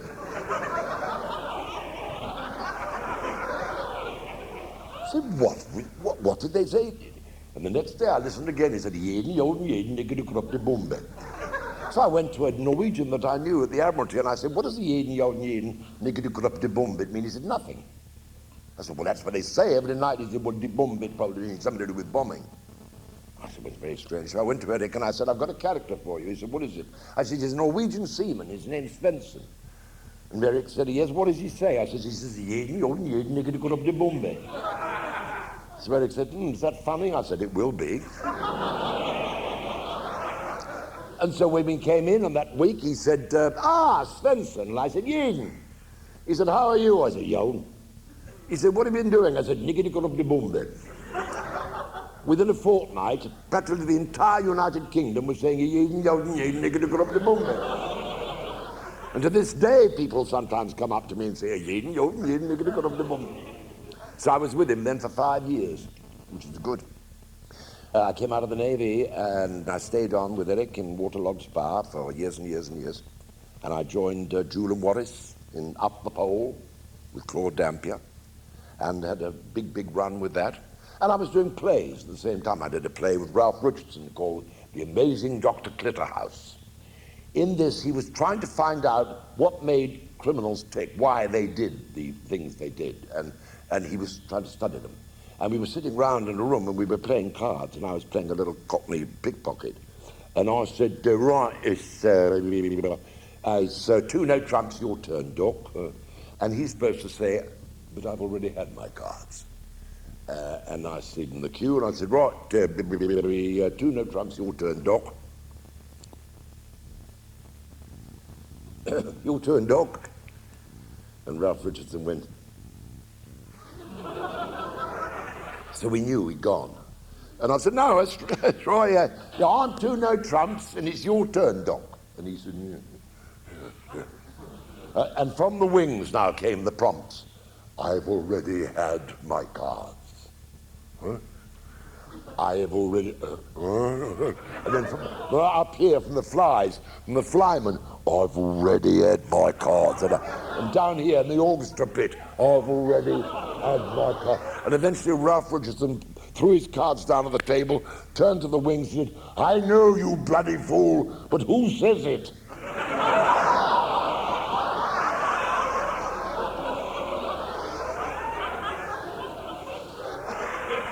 I was in a play with the lovely Dame Edith Evans. And it was a wonderful story about Dame Edith. She got into a taxi and she said, drive me to the theatre. And the cab driver said, I'm not driving you nowhere, madam, not with that pooch. She said, you will drive me to the theatre at once. He said, no, madam, I told you, I'm not taking that dog in my cab. And she said, then you will drive me to the police station, which is the law. I don't know whether you knew that. And so he said, oh, we're all right then. But keep an eye on it. And they drove to the Haymarket Theatre. And she got out, and he'd been grumbling all through the journey. And when she got out, she gave him the exact fare with no tip, and she got out and she walked away. And he turned round to check that nothing was left behind, and there was a puddle in the back of the cab. And he said, oh, I knew it. He said, here, madam, your dog has just peed in my cab. And she said, wrong, I peed in your cab.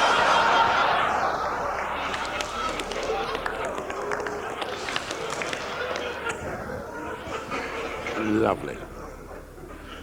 I did a lot of films in those days, a lot of movies. We had made about 5 or 6 films a year. And I was under contract with ABPC with George Cole, and George and I made pictures together. We made a film you may have seen called Will Any Gentleman. It was shown on television just a short time ago. And during the break, I said to George, come on, let's go backstage and see the girls. Neither of us were married.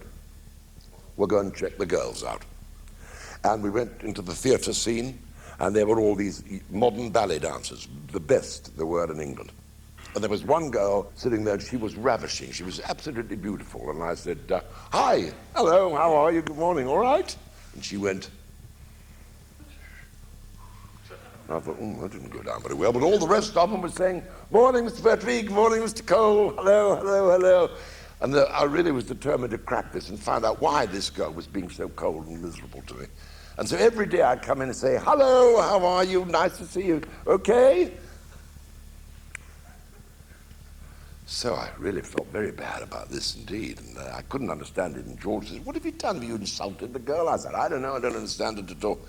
And I was going home that night, and I was going out to the studio and going through the main gates, and she was walking there. She had sunglasses on, and she was walking along. And I said, hello, hello, and she turned to me and she said, hello, how are you, Mr. Pertwee? And I thought, that's funny. So I said, are you going to London? She said, yes. I said, would you like a lift? She said, yes, I'd love one, thank you so much. And she got in the car and she said, oh, this is lovely, thank you so much. And I said, tell me something, why have you been so bloody unfriendly to me for the last fortnight? And she said, have we met? I said, what do you mean, have we met? But I've said good morning to you every day, I've offered you cups of coffee. And she said, good God, was that you? And I said, well, of course it was me. She said, I can't see a thing without my glasses. And so I married her.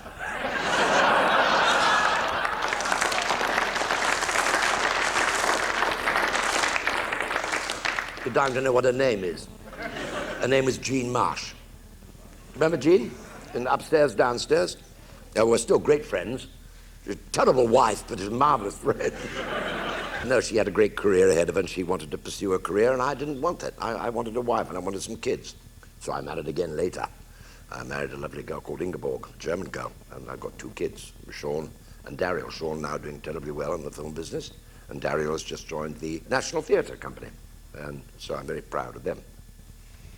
I had a lot to do with sport, too, in those days. I was a very keen skier, water skier. Wonderful story. I was skiing in the south of France, and a friend of mine had a boat with a Zeppelin engine in it. And he said, well, I'll take you on the Grand Parade. You carry the banner for England. And so I was going to be like Sister Anna carrying the banner, you know, with a big flag. And there was the French flag and the Italian flag and the American flag, and we all went off in a line. We went out to the jetty at Juan-les-Pins, and we all turned round and went out to sea, going up towards the jetty with all the celebrities and all the important people, the VIPs sitting, and below it there was a pontoon where you went skiing from, about that high. So I put 3 ropes on the end of my towing rope because the boat was so fast that I needed more room to maneuver. And he forgot. And so we headed straight for the pontoon with all the people sitting on it, and I realized he wasn't turning quick enough. And I went on and on and on, and they all went zzz, and I was going straight on, and I knew there was going to be a disaster. And so my ski, I was on a slalom ski with a big fin, and the ski and the fin hit the pontoon like that, and it catapulted me in a neat parabolic arc, straight over the heads. Everybody went, whoa. And I landed with a splash right behind them, a sort of 25 or 30 foot leap, straight out, and landed in the water, and I was screaming mad, and said, you stupid bloody fool. He'd come round the back. I said, he said, quiet. Quiet. I said, why? He said, listen. And everyone was saying, fantastic! Vive Angleterre! Quel saut extraordinaire! Bravo! You see, they thought that I'd done it on purpose. The next year, I got a letter from the mayor of Juan-les-Pins saying, Cher Monsieur Pertwee, would you come this year and do your celebrated jump? No, I said. My other sport is diving, and I do a lot of diving, sub-aqua. And I went out eventually to the best place for sub-aqua in the world, to the Seychelles. And I was diving the Seychelles with a group of people, and there was an Irishman. And he said, you know, lads, I've never been under the water. I'm not much of a swimmer, he said, but do you think you could teach us how to do it? And we said, yeah, no problem at all. And we taught him how to, fix his mask on and how to use his return valve and mouthpiece and everything. And when he said, I think I got the idea. So we went down the anchor chain, which was down about, I suppose, 60 or 70 feet. And there was a German cook who went down first, a very good diver, and he went down and he looked around and he looked up at me and he went, that means over there is a biter, a shark. So just don't go too near that thing. So not that they worried you, because they don't. They've got so many fish to eat there, they don't bother you. And so I went right, and so the next diver came down, I went, and he went, and then he went over there, another one over there. And then came the Irishman.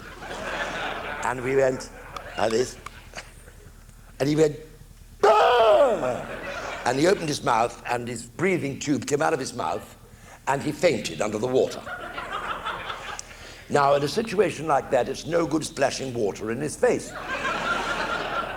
It's very hard to get a fainted man together again, and put his breathing apparatus back. And it was very difficult indeed, but we did. We managed to get him out and said, calm down. And we said, go over there. About 400 feet away, we said, stay there.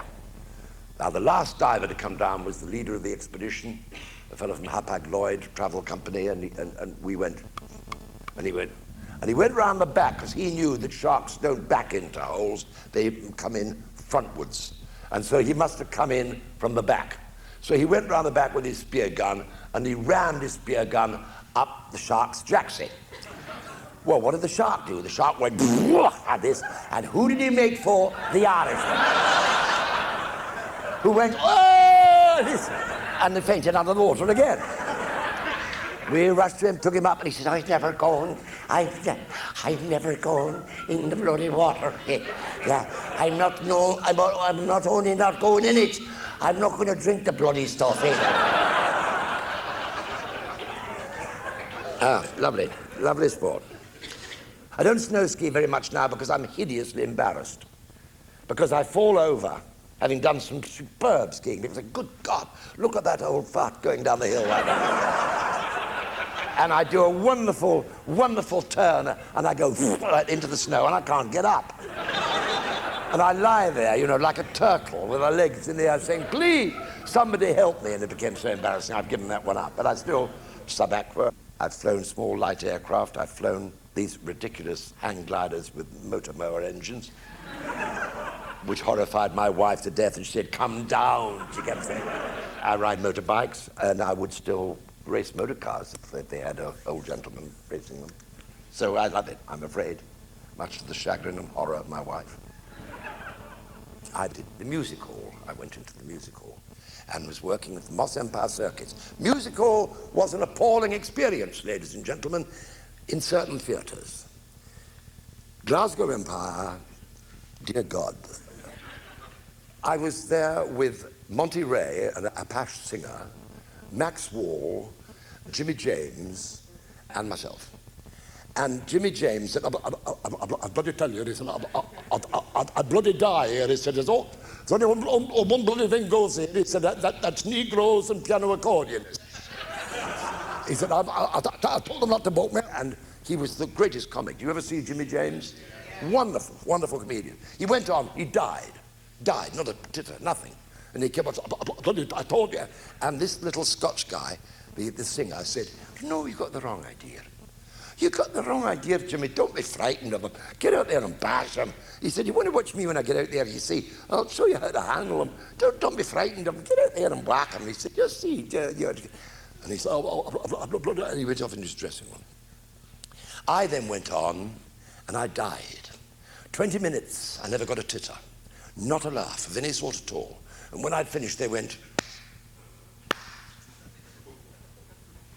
So I went off and I said to the manager, please pay me off. Please pay me off. He said, you're a great success. I said, I was? How did you work that out? He said, you didn't get the did you? I said, no, I didn't. He said, well then, you're a great success. Sass and us get the as a rule. But you didn't, well. And Monty Ray said, John, don't worry. You got the wrong idea. He said, listen, get out there and next time, the next house, get out, whack him and bash it. Watch me, I can do it. Max Wall, one of the great comedians of all time, he went on and he said, good evening, ladies and gentlemen. I cannot tell you how very glad I am to be back here once again in Glasgow. And a voice as clear as a bell from the back of the gallery said, "Get back to your own friggin' country." And Max was horrified at this word. And he, for the first time in his life, he was spellbound. He couldn't say a word. And he said, the terrible mistake. He said, "I beg your pardon." "What did you say?" And a man from the front row of the stalls got up and said, "My friend said, get back to your own friggin' country." Well, that did it. Max went into the wings and he said, "What do I do now?" And the stage manager said, "If you value your life, get into your dance." And Max went and went off. And he said, I've never been so embarrassed in all my life. And the little Scotsman said, No, Max. You've got the wrong idea." He said, "Listen, I'm on now, watch me. So all of us gathered round to watch him. And he went on and he sang, "Ore miar, sorfidaro," and the whole house, the roof came in. Hooray! Word, bravo. And he turned and said, see. And he said, "Ladies and gentlemen," he said, "great." He said, "It's great to be back here once again in Glasgow, because you all know I'm a Glaswegian, born and bred." And there's one man, the audience got up and said, "You're a friggin' liar." And they threw the theatre at him. They tore the seats up. They tore the ashtrays out. The gallery had chicken netting all over to stop them throwing things. And they tore a hole in the chicken netting and threw things at him. They had to get a police car to take him out, covered with a rug. That's because he'd said the unfortunate thing, saying, "I'm a Glaswegian born and bred," and he wasn't, and they knew it. You're a liar. So Glasgow Empire was not the happiest place to be. But I worked in variety for many, many years, and I enjoyed it. Mrs. Mack at Manchester. There was a young lady who was in the company that I was rather enamored of, and we were both staying at Mrs. Mack's. And I was this side of the house. She had two houses, the stairway going up here and another house stairway going up there. And this lady friend of mine was staying in the other part of the house, and I was staying in this part. And so I said, "You pop up, and I'll pop up and say goodnight." And so about 12:30, 1 o'clock, I crept round, and I crept up the stairs, and sitting at the top of the stairs in a chair. "Oh, no, you don't, Mr. Pertwee. No, we have nothing like that in this house, thank you very much. Get back to your own bed," she said. I knew. I could see the light in your eyes. Mrs. Mack used to come and watch some television like that. And she'd look at the television, said, "I've had him."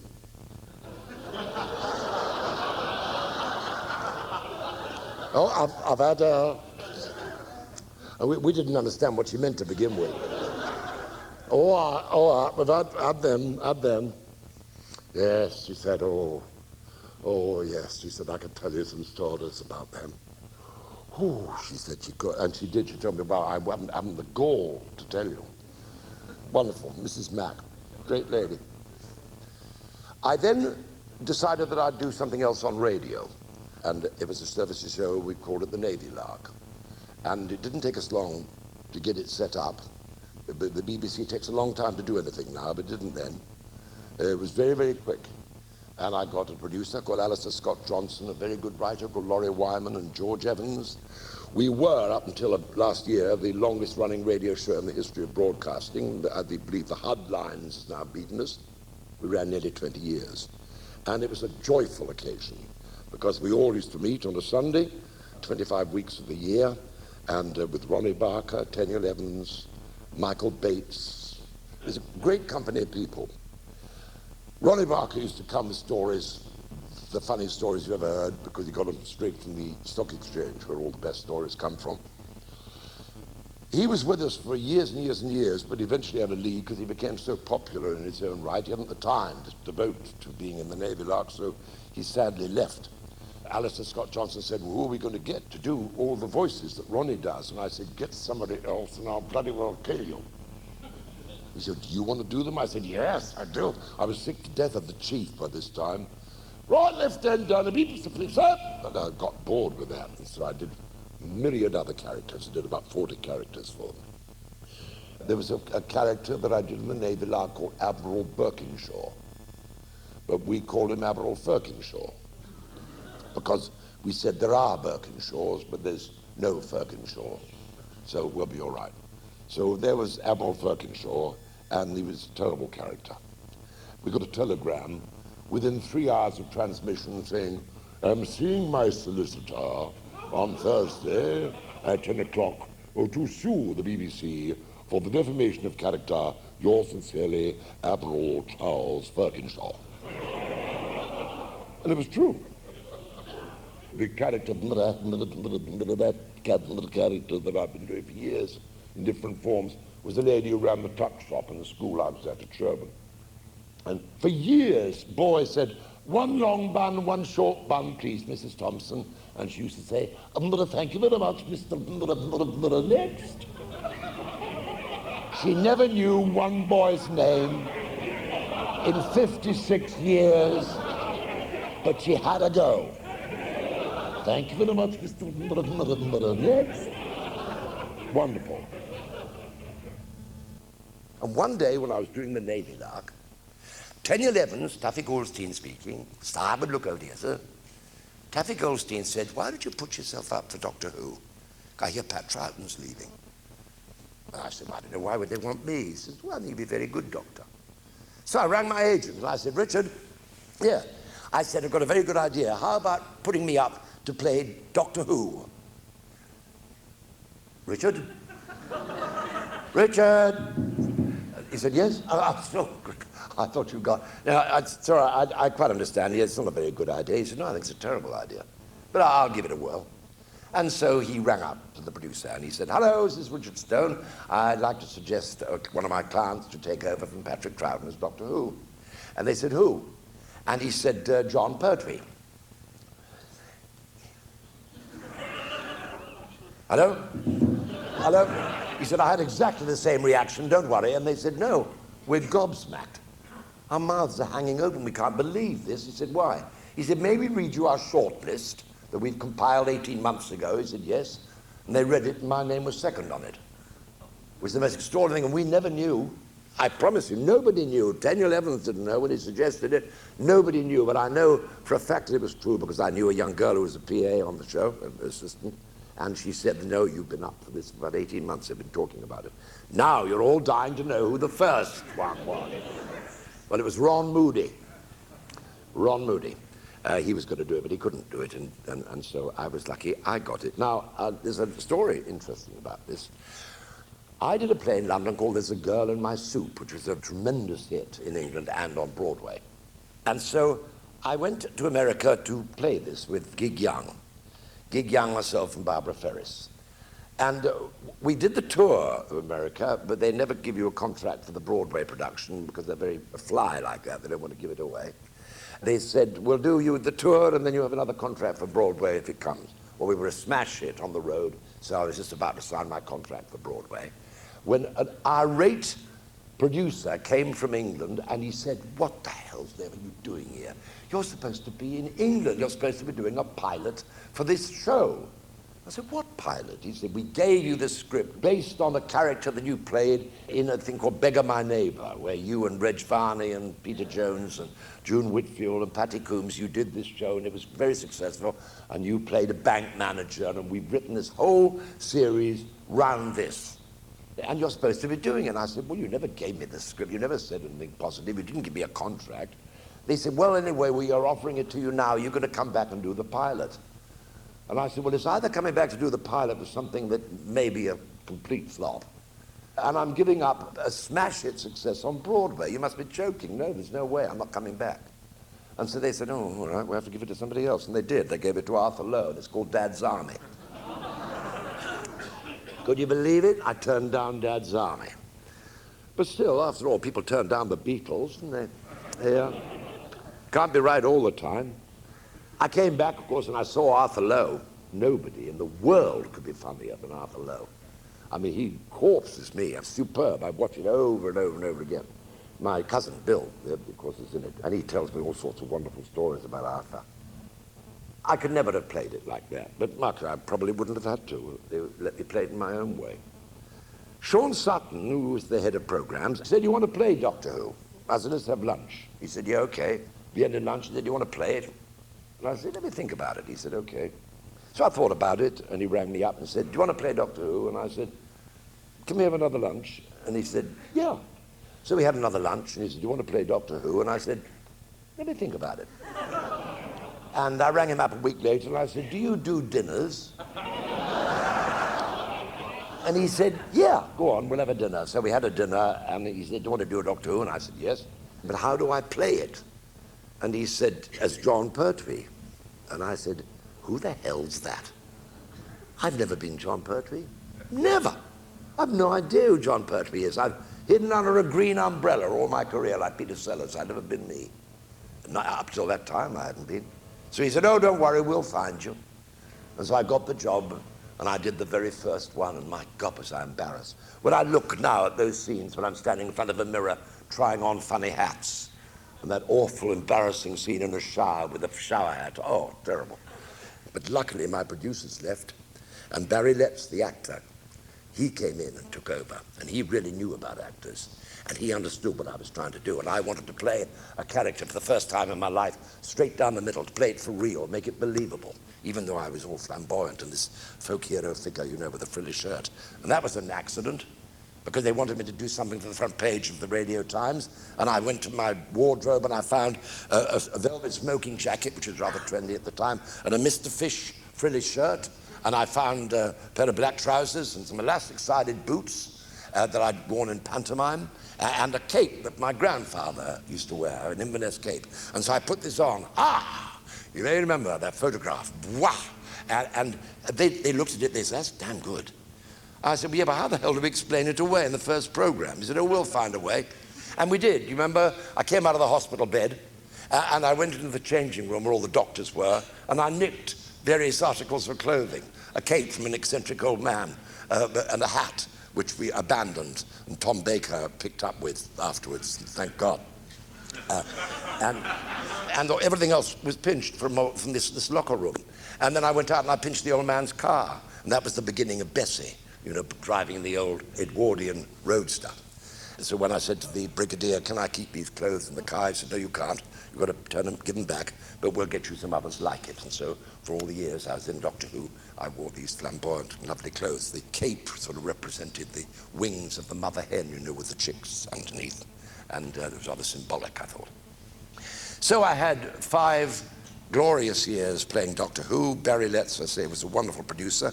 He gave me full rein to allow me to do what I wanted to do, because it was gadgetry. I had, you know, if I rang up Barry and said, "I've just seen a motorcycle that folds up into a briefcase," he said, "Good, get it, we'll put it in the program." And we did. I mean, all those gadgets. Remember the Whomobile, that amazing car? Well, I designed that with a fellow called Peter Farris from Nottingham, this extraordinary motor car. And wherever I drove it, the police would say, "Get in there." And I'd press the button, the lid would go up, and he'd come up and say, "Oh, blimey, it's you." And I said, "I know what you're doing. You want to see this, don't you?" I said, "Well, it's not too wide. The lights aren't too high. And it isn't a hovercraft. And we had to go through all this hassle until eventually I got a low loader. We put it on a low loader because cars were looking, saying, "God, blimey," and they'd run into each other. And it caused chaos on the roads. And so we were careful with it. Still going, still looking after it. The young man looks after it. I let him have it because he lost his mother under very tragic circumstances. And so the father said, "Can we have the car for him, and I'll look after it. Whenever you want it, you can have it back." Barry Letts sent for me when he hadn't been very long, and he said, "Look, I've got to have a chat to you." He said, "I don't think you're taking this thing very seriously." And I said, "What do you mean?" He said, "Well, you're always laughing about. I mean, you're always laughing. You're all in hysteria. You and Katie Manning are in hysteria all the time. John Levine, you can't get a word out of him. He's always laughing. What's going on?" He said, "We've got a job to do." And I said, "Barry, have we ever been late?" He said, "No." I said, "Have we ever dried up badly or held you up?" He said, "No." And I said, "Have we sort of held up production in any way?" He said, "No." And I said, "Then what the hell are you worrying about?" I said, what I'm doing is I'm making people have fun. And if people have fun, you get work done. Look at you doing a factory floor or something and everybody's enjoying themselves, you get much more work done. In anything, teamwork, teams, tug-of-war teams. If you all hated each other, you'd never do anything. But the fact that you're all together pulling, that's what makes it good. And that's what made it good with us. Nick Courtney, in Inferno, wore a black patch and a scar. And he had his back turned to us. And I said, I tell you what we'll do. And Caroline, John, and myself, and John Levine, I said, we'll all put scars on our faces, and we'll all have black patches. And when he's got his back to us, and we'll go in, and we'll say, he's going to turn around and he said, now look here, doctor, I've told you before. I said, you'll take one look at us and you'll corpse him. See, so we did this, and we all put the black patches on, and we would, I said, come on, put yourself together, John, because John Levine was in hysterics before he started. And they came through the door, and I went, which was the cue for Nick to turn round. And Nick turned round, he looked at me and he said, now look here, doctor, I've told you before, and I won't tell you again. He paid no attention whatsoever. So all of us fell on the floor laughing, and the director got furious and chucked us all out and said, stop buggering about, for Christ's sake. Let's get on with it and do it properly. You can't throw Nick. A wonderful guy, superb. I work with him all the time. Whenever I do any shows that I can, I use Nick. And so the whole team was great. Roger and John and Richard Franklin, Katie, Liz Sladen, all of us get on tremendously well. All the doctors, well, not all, most of the doctors. Patrick Troughton, he and I were in the Navy together. He was very eccentric. When he was in MTBs, and when he used to go out in action and it was cold, he wore a tea cozy on his head. I've got a wonderful photograph of Pat going out to sea on the bridge with a tea cozy on his head. He said, it's oh so bloody cold. He said, I can't, a tin hat, ridiculous thing. He said, tea cozy. When we were working together, we were doing a thing called the Three Doctors with Bill Hartnell, and poor Bill was very sick. He couldn't appear really with us. We shot him all on a screen, on a visual screen.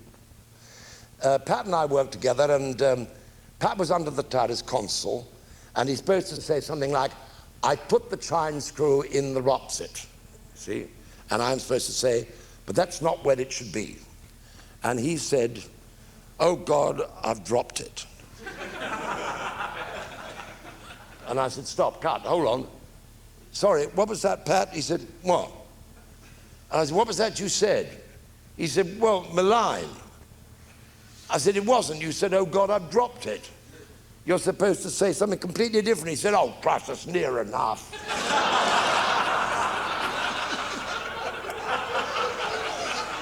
And I said, no, it is not. I said, I'm the doctor now, not you.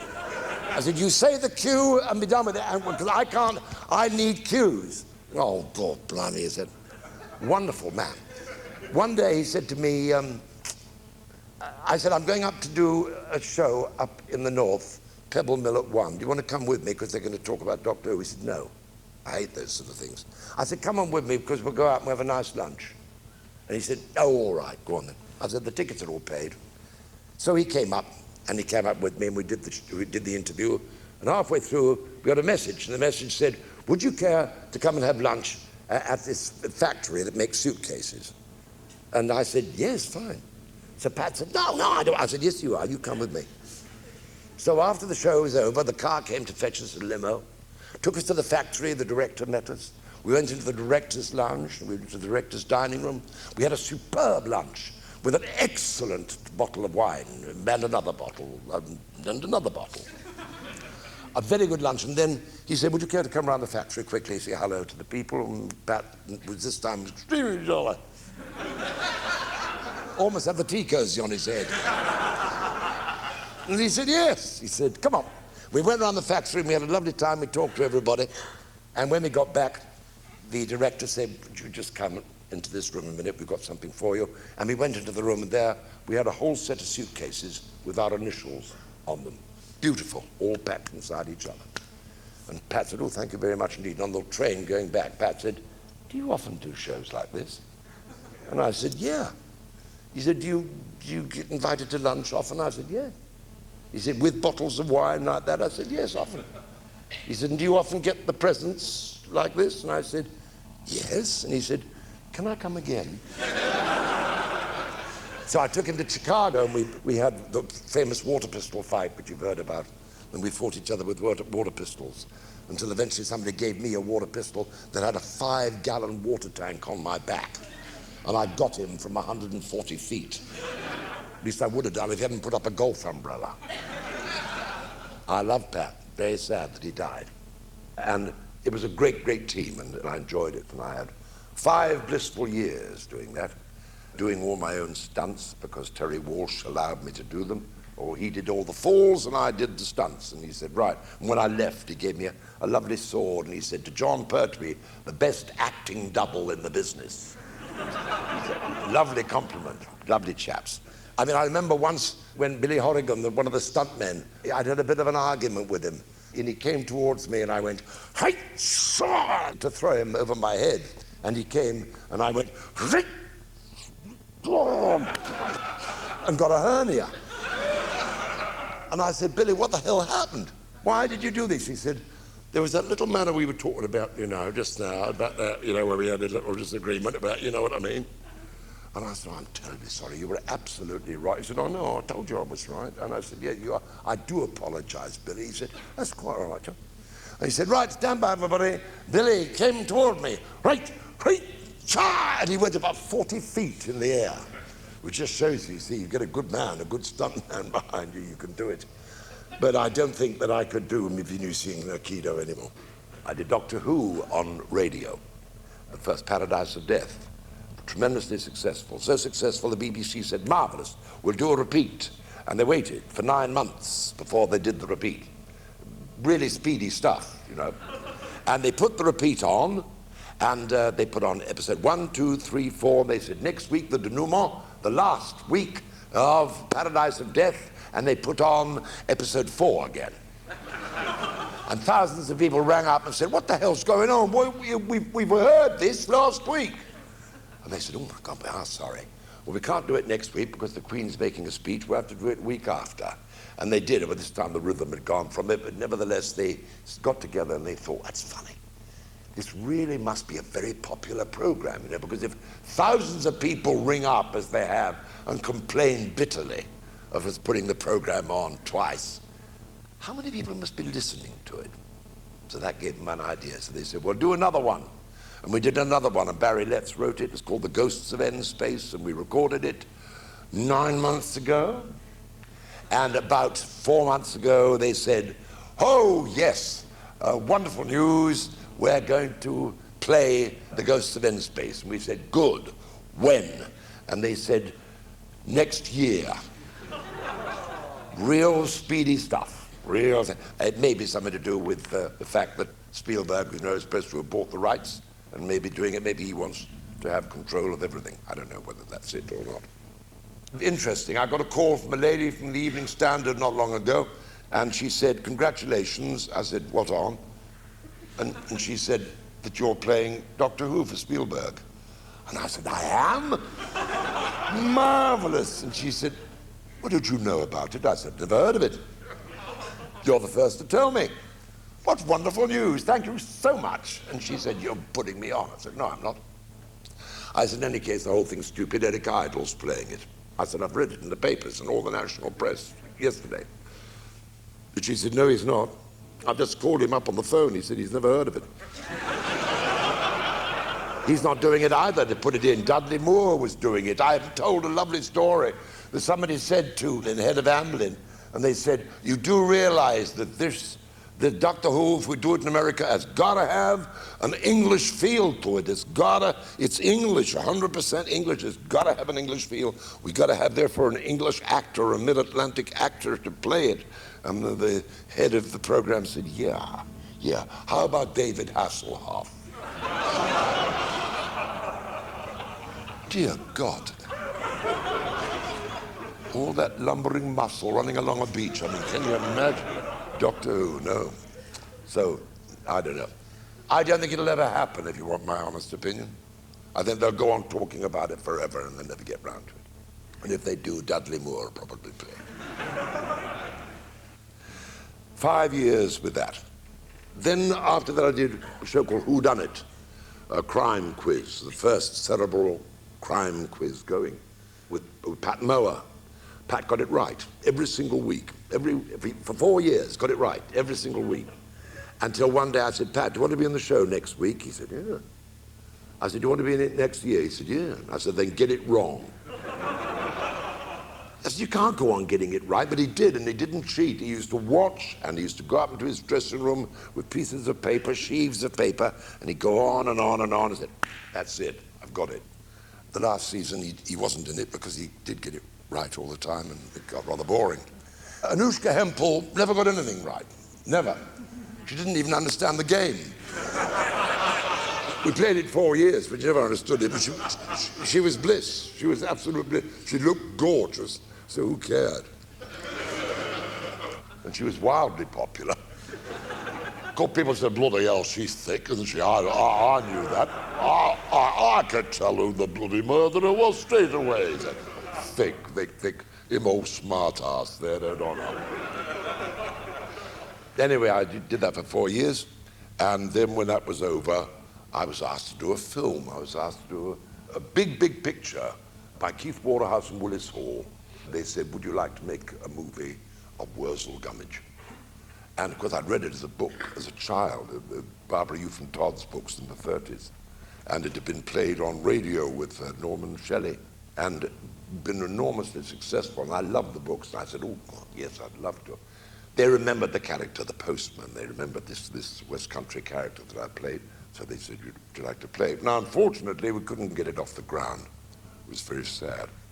No money, we couldn't get the distribution, and so they abandoned it. And I said, please don't do that, write me a pilot. They wrote me a very short pilot, and I took it to Sean Sutton and said, Sean, you're a lucky chap. I said, I did 5 years with you, Doctor Who, and I shot the figures up, and I'll do the same for you with this. Read that, Wurzel Gummidge, wonderful. And he read it and said, it'll never go, never go. I said, why? He said, no, far too fantastic, that'll never go. So I said, I think you're foolish. Now I took it to Thames Television, where I'd done Who Done It, and I gave it to Philip Jones, and I said, there you are, Philip, aren't you lucky? Sean Sutton turned it down. He said, oh, good, let me read it. And he read it, and he went, no, it'll never go, it'll never go. I began to lose confidence in this show. So I gave it eventually to Lewis Rudd, who was a very perspicacious man from Southern Television. And he said, oh, I think this is wonderful, it's magic. And we did it, and it took us 18 months to get it on the air. It was certainly the greatest fun thing that I've ever been involved with. I loved it. Because you ran the gamut of emotions from A to Z in 25 minutes. And if you got stuck, you changed your head. Which was an idea I had, because with the TARDIS, you see, you can go forward and back in time. And I thought, well, that's what we can do with Wurzel. He takes his head off and puts another head on. So he can be anything. He can be a singing head, or a writing head, or a thinking head, or any kind, daft head. And so it worked. And within weeks, well, you all know what happened to it. It became one of the top-rated shows in the country. We had 12.5 million viewers a week, and we were on at 5:30 in the afternoon. We knocked Doctor Who into a cocked hat, which was funny, because I'm knocking myself into a cocked hat, because my repeats were showing at the time. But we had enormous success with it, I'm happy to say. Yeah, because I'll tell you for why, because when I were doing Doctor Who, say, yeah, I were number 3.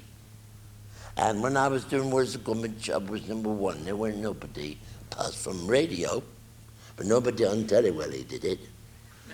So I done it there for Telewelly, and I had somebody nice to do it with old Eunice Stubbs. She's proper, she is. She's lovely. She's a right bitch in the show, but she's lovely. And Jeffrey Bell done with him what plays the Crow Man. He were lovely too. And one day we were doing a scene together, Jeffrey and I just said, Mr. Crowman, sir, I've done the most terrible thing. I said, I've torn one of my Aunt Sally's legs off, and there's only one thing for it, and that's to put me on the compost heap. He said, Wurzel, I think you're right. I can't think. And the tears were coming down, and I stopped, and the sheriff said, what the bloody hell are you crying for? I said, I'm supposed to be doing the crying here, not you. He said, I can't help it, it's so moving. So we had a lot of people in tears with that. It was lovely. A gorgeous show to do. I remember Beryl Reid playing my mother, who was supposed to chase me with a pitchfork. And she was chasing me along with this pitchfork, and she was going about that much every 5 minutes. And I said, oh, Beryl, for God's sake, come on, give us a chase or a prod or something. I've got to run away from something. And she didn't. And the director said, come on, Beryl, move your stumps. I mean, you know, chase him. He's got to be frightened of you. And she said, darling, I was booked for the acting, not the bloody running. Gorgeous show to do. I'm now doing an animated version of it, of Wurzel, in plasticine, and we're looking for the finance to make it now. We've got the company to make it, and we've made the pilot, but it's very expensive making animated cartoons, but very lucrative because the merchandising is very good on anything to do with animation. Yes, very important. The Carry On films. Peter Rogers, the director and the producer, they both said to me, do you want to be in the Carry Ons? I said, no. I said, because I'm very busy in the film business. I'm making a lot of films, British quota pictures, granted, not international movies.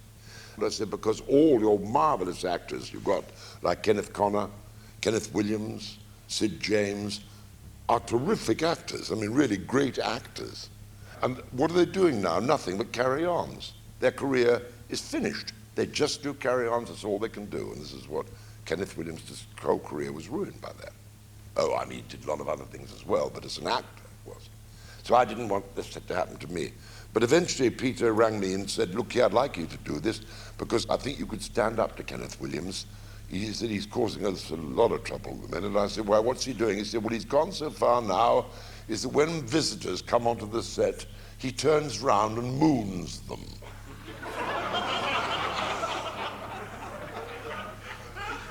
I'm sure that some ladies who don't know what mooning is, somebody would explain it to them. And he used to actually drop his trousers and moon to the people that came in on the floor. And they said, Kenneth, please, what are you doing? And he said, oh, and he did his moon. And so they said, perhaps you could stop him. And I said, oh, thanks very much. Nobody can stop Kenneth, and they never could. I mean, he used to do dreadful things to Charlie Hawtrey. Charlie Hawtrey used to have a plastic bag. In it were 5 woodbines, the Times crossword and a pencil, and a sarnie and an apple. And every single day, Kenneth Williams stole it and hid it. Every day. And Charlie would say, where's my plastic bag? And everybody go, ah, you got this in the set. Oh, every day it went on, all this hoo-ha. So I did 4. So the first one I did, I looked like a very old Yorkshire Terrier with the hair all over here playing the soothsayer in Carry On Cleo. I did Carry On Cowboy. The script was quite funny, and I said, can I make him blind? He said, yeah. He said, yes, go on, yeah. Can I make him deaf? He said, yeah, go on. So I made him everything. So when you see him, the cowboy, you know, he couldn't see, he couldn't hear, and he walked into walls and got on his horse backwards and made a bit of fun out of it. Then I played a very strange character, didn't I? I turned a thumb into a monster. I don't know what that one was. What was it? Carry On Screaming, I think. Anyway, they were fun, but they were just cameos, and I enjoyed it. I had fun in all of them, except the last one, and dear God, that was the worst films ever made. Carry On Columbus. Now, here's a funny joke about that. My wife said that Susie, your agent, she'd rung up, and she said that there's a marvelous job for John. Is in Columbus. Now, I knew that Gerard Depardieu was playing this big Columbus film, and I thought, wonderful. I'm going to be in a Depardieu film, marvelous. They said, the script's coming tomorrow. And I waited for the postman to come, and the script came through the door, and I rushed, and I opened it, and it was Carry On Columbus. I'd never been more disappointed in my life. And when I got down there the very first day, I walked into the makeup room, and there was one of our most eminent actresses, Maureen Lipman, and I said, "Hello, Maureen, dear," and she said, "Hello, darling." I said, "What are you doing here?" And she said, "Same as you, dear, trying to earn a buck." I said, "But not in Carry On Columbus." And she said, "Yes." I said, "You in Carry On Columbus?" She said, "You wait till you see the Archbishop of Canterbury, who's going to marry you." That was T.P. McKenna, one of our top dramatic actors. He only had one line, they cut that out. No, you can't make a picture and try to make somebody into Kenneth Williams. Julian Clary cannot be anybody but Julian Clary. Didn't work. We forget about that one. I want to do what Leslie Phillips does. I want to be a character actor in other people's shows. Now, I don't necessarily want to have things hung round my own neck. I'd like to do things for other people, like Leslie does, playing wonderful character roles in other people's shows. I did it in a show called Virtual Murder, playing an old Basque terrorist who he used to own pawn shops. But eventually, as he was dying, he thought that he'd make good, and he tried to better himself. It was a tremendous part, and very well written, and the best thing I think I've ever done. Nobody looked at it at all, because the show wasn't very successful, and the critics, they looked at about the first three of them. I was the fourth, and so they weren't looking, so I got no notices, and nobody saw it. It was a great tragedy, but that's the way it goes in our business. But nevertheless, I'm still sort of hoping for something interesting like that will happen. At the moment, I've got a lady in America who's just taken a tape of mine, because there's a chance that I may play a part that was offered to John Gielgud, but they said that he was too old. That worried me.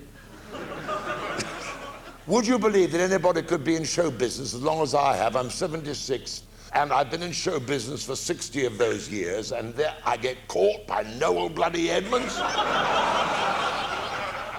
He said, "Would you go along and do this show?" I was doing a show at the time there called Scrooge with Tony Newley. And he said, "Would you like to go along and do this sort of Desert Island Discs?" And I said, "Yes." And I went there, and immediately things started going wrong. We broke down, and the poor disc jockey in Manchester was having a lot of problem, and he was crackling, and I couldn't hear him. And then I asked for various records, and they couldn't hear me, and they put the wrong records on. And then the water started coming through the ceiling. And halfway through, the fellow said, "Oh, incidentally, Noel Edmonds is up here in the studio. Do you have any objection to coming in afterwards, have a picture taken?" And I said, "No, not at all. I know him very well." I still didn't realize.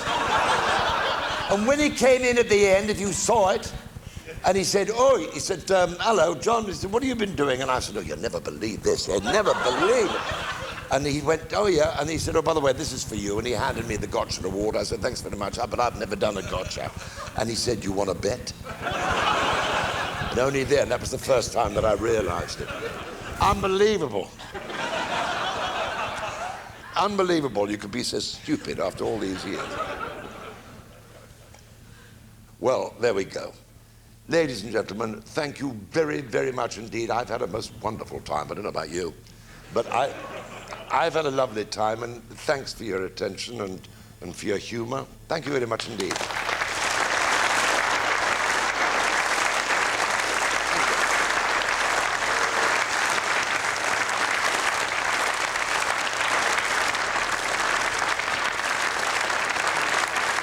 Yeah.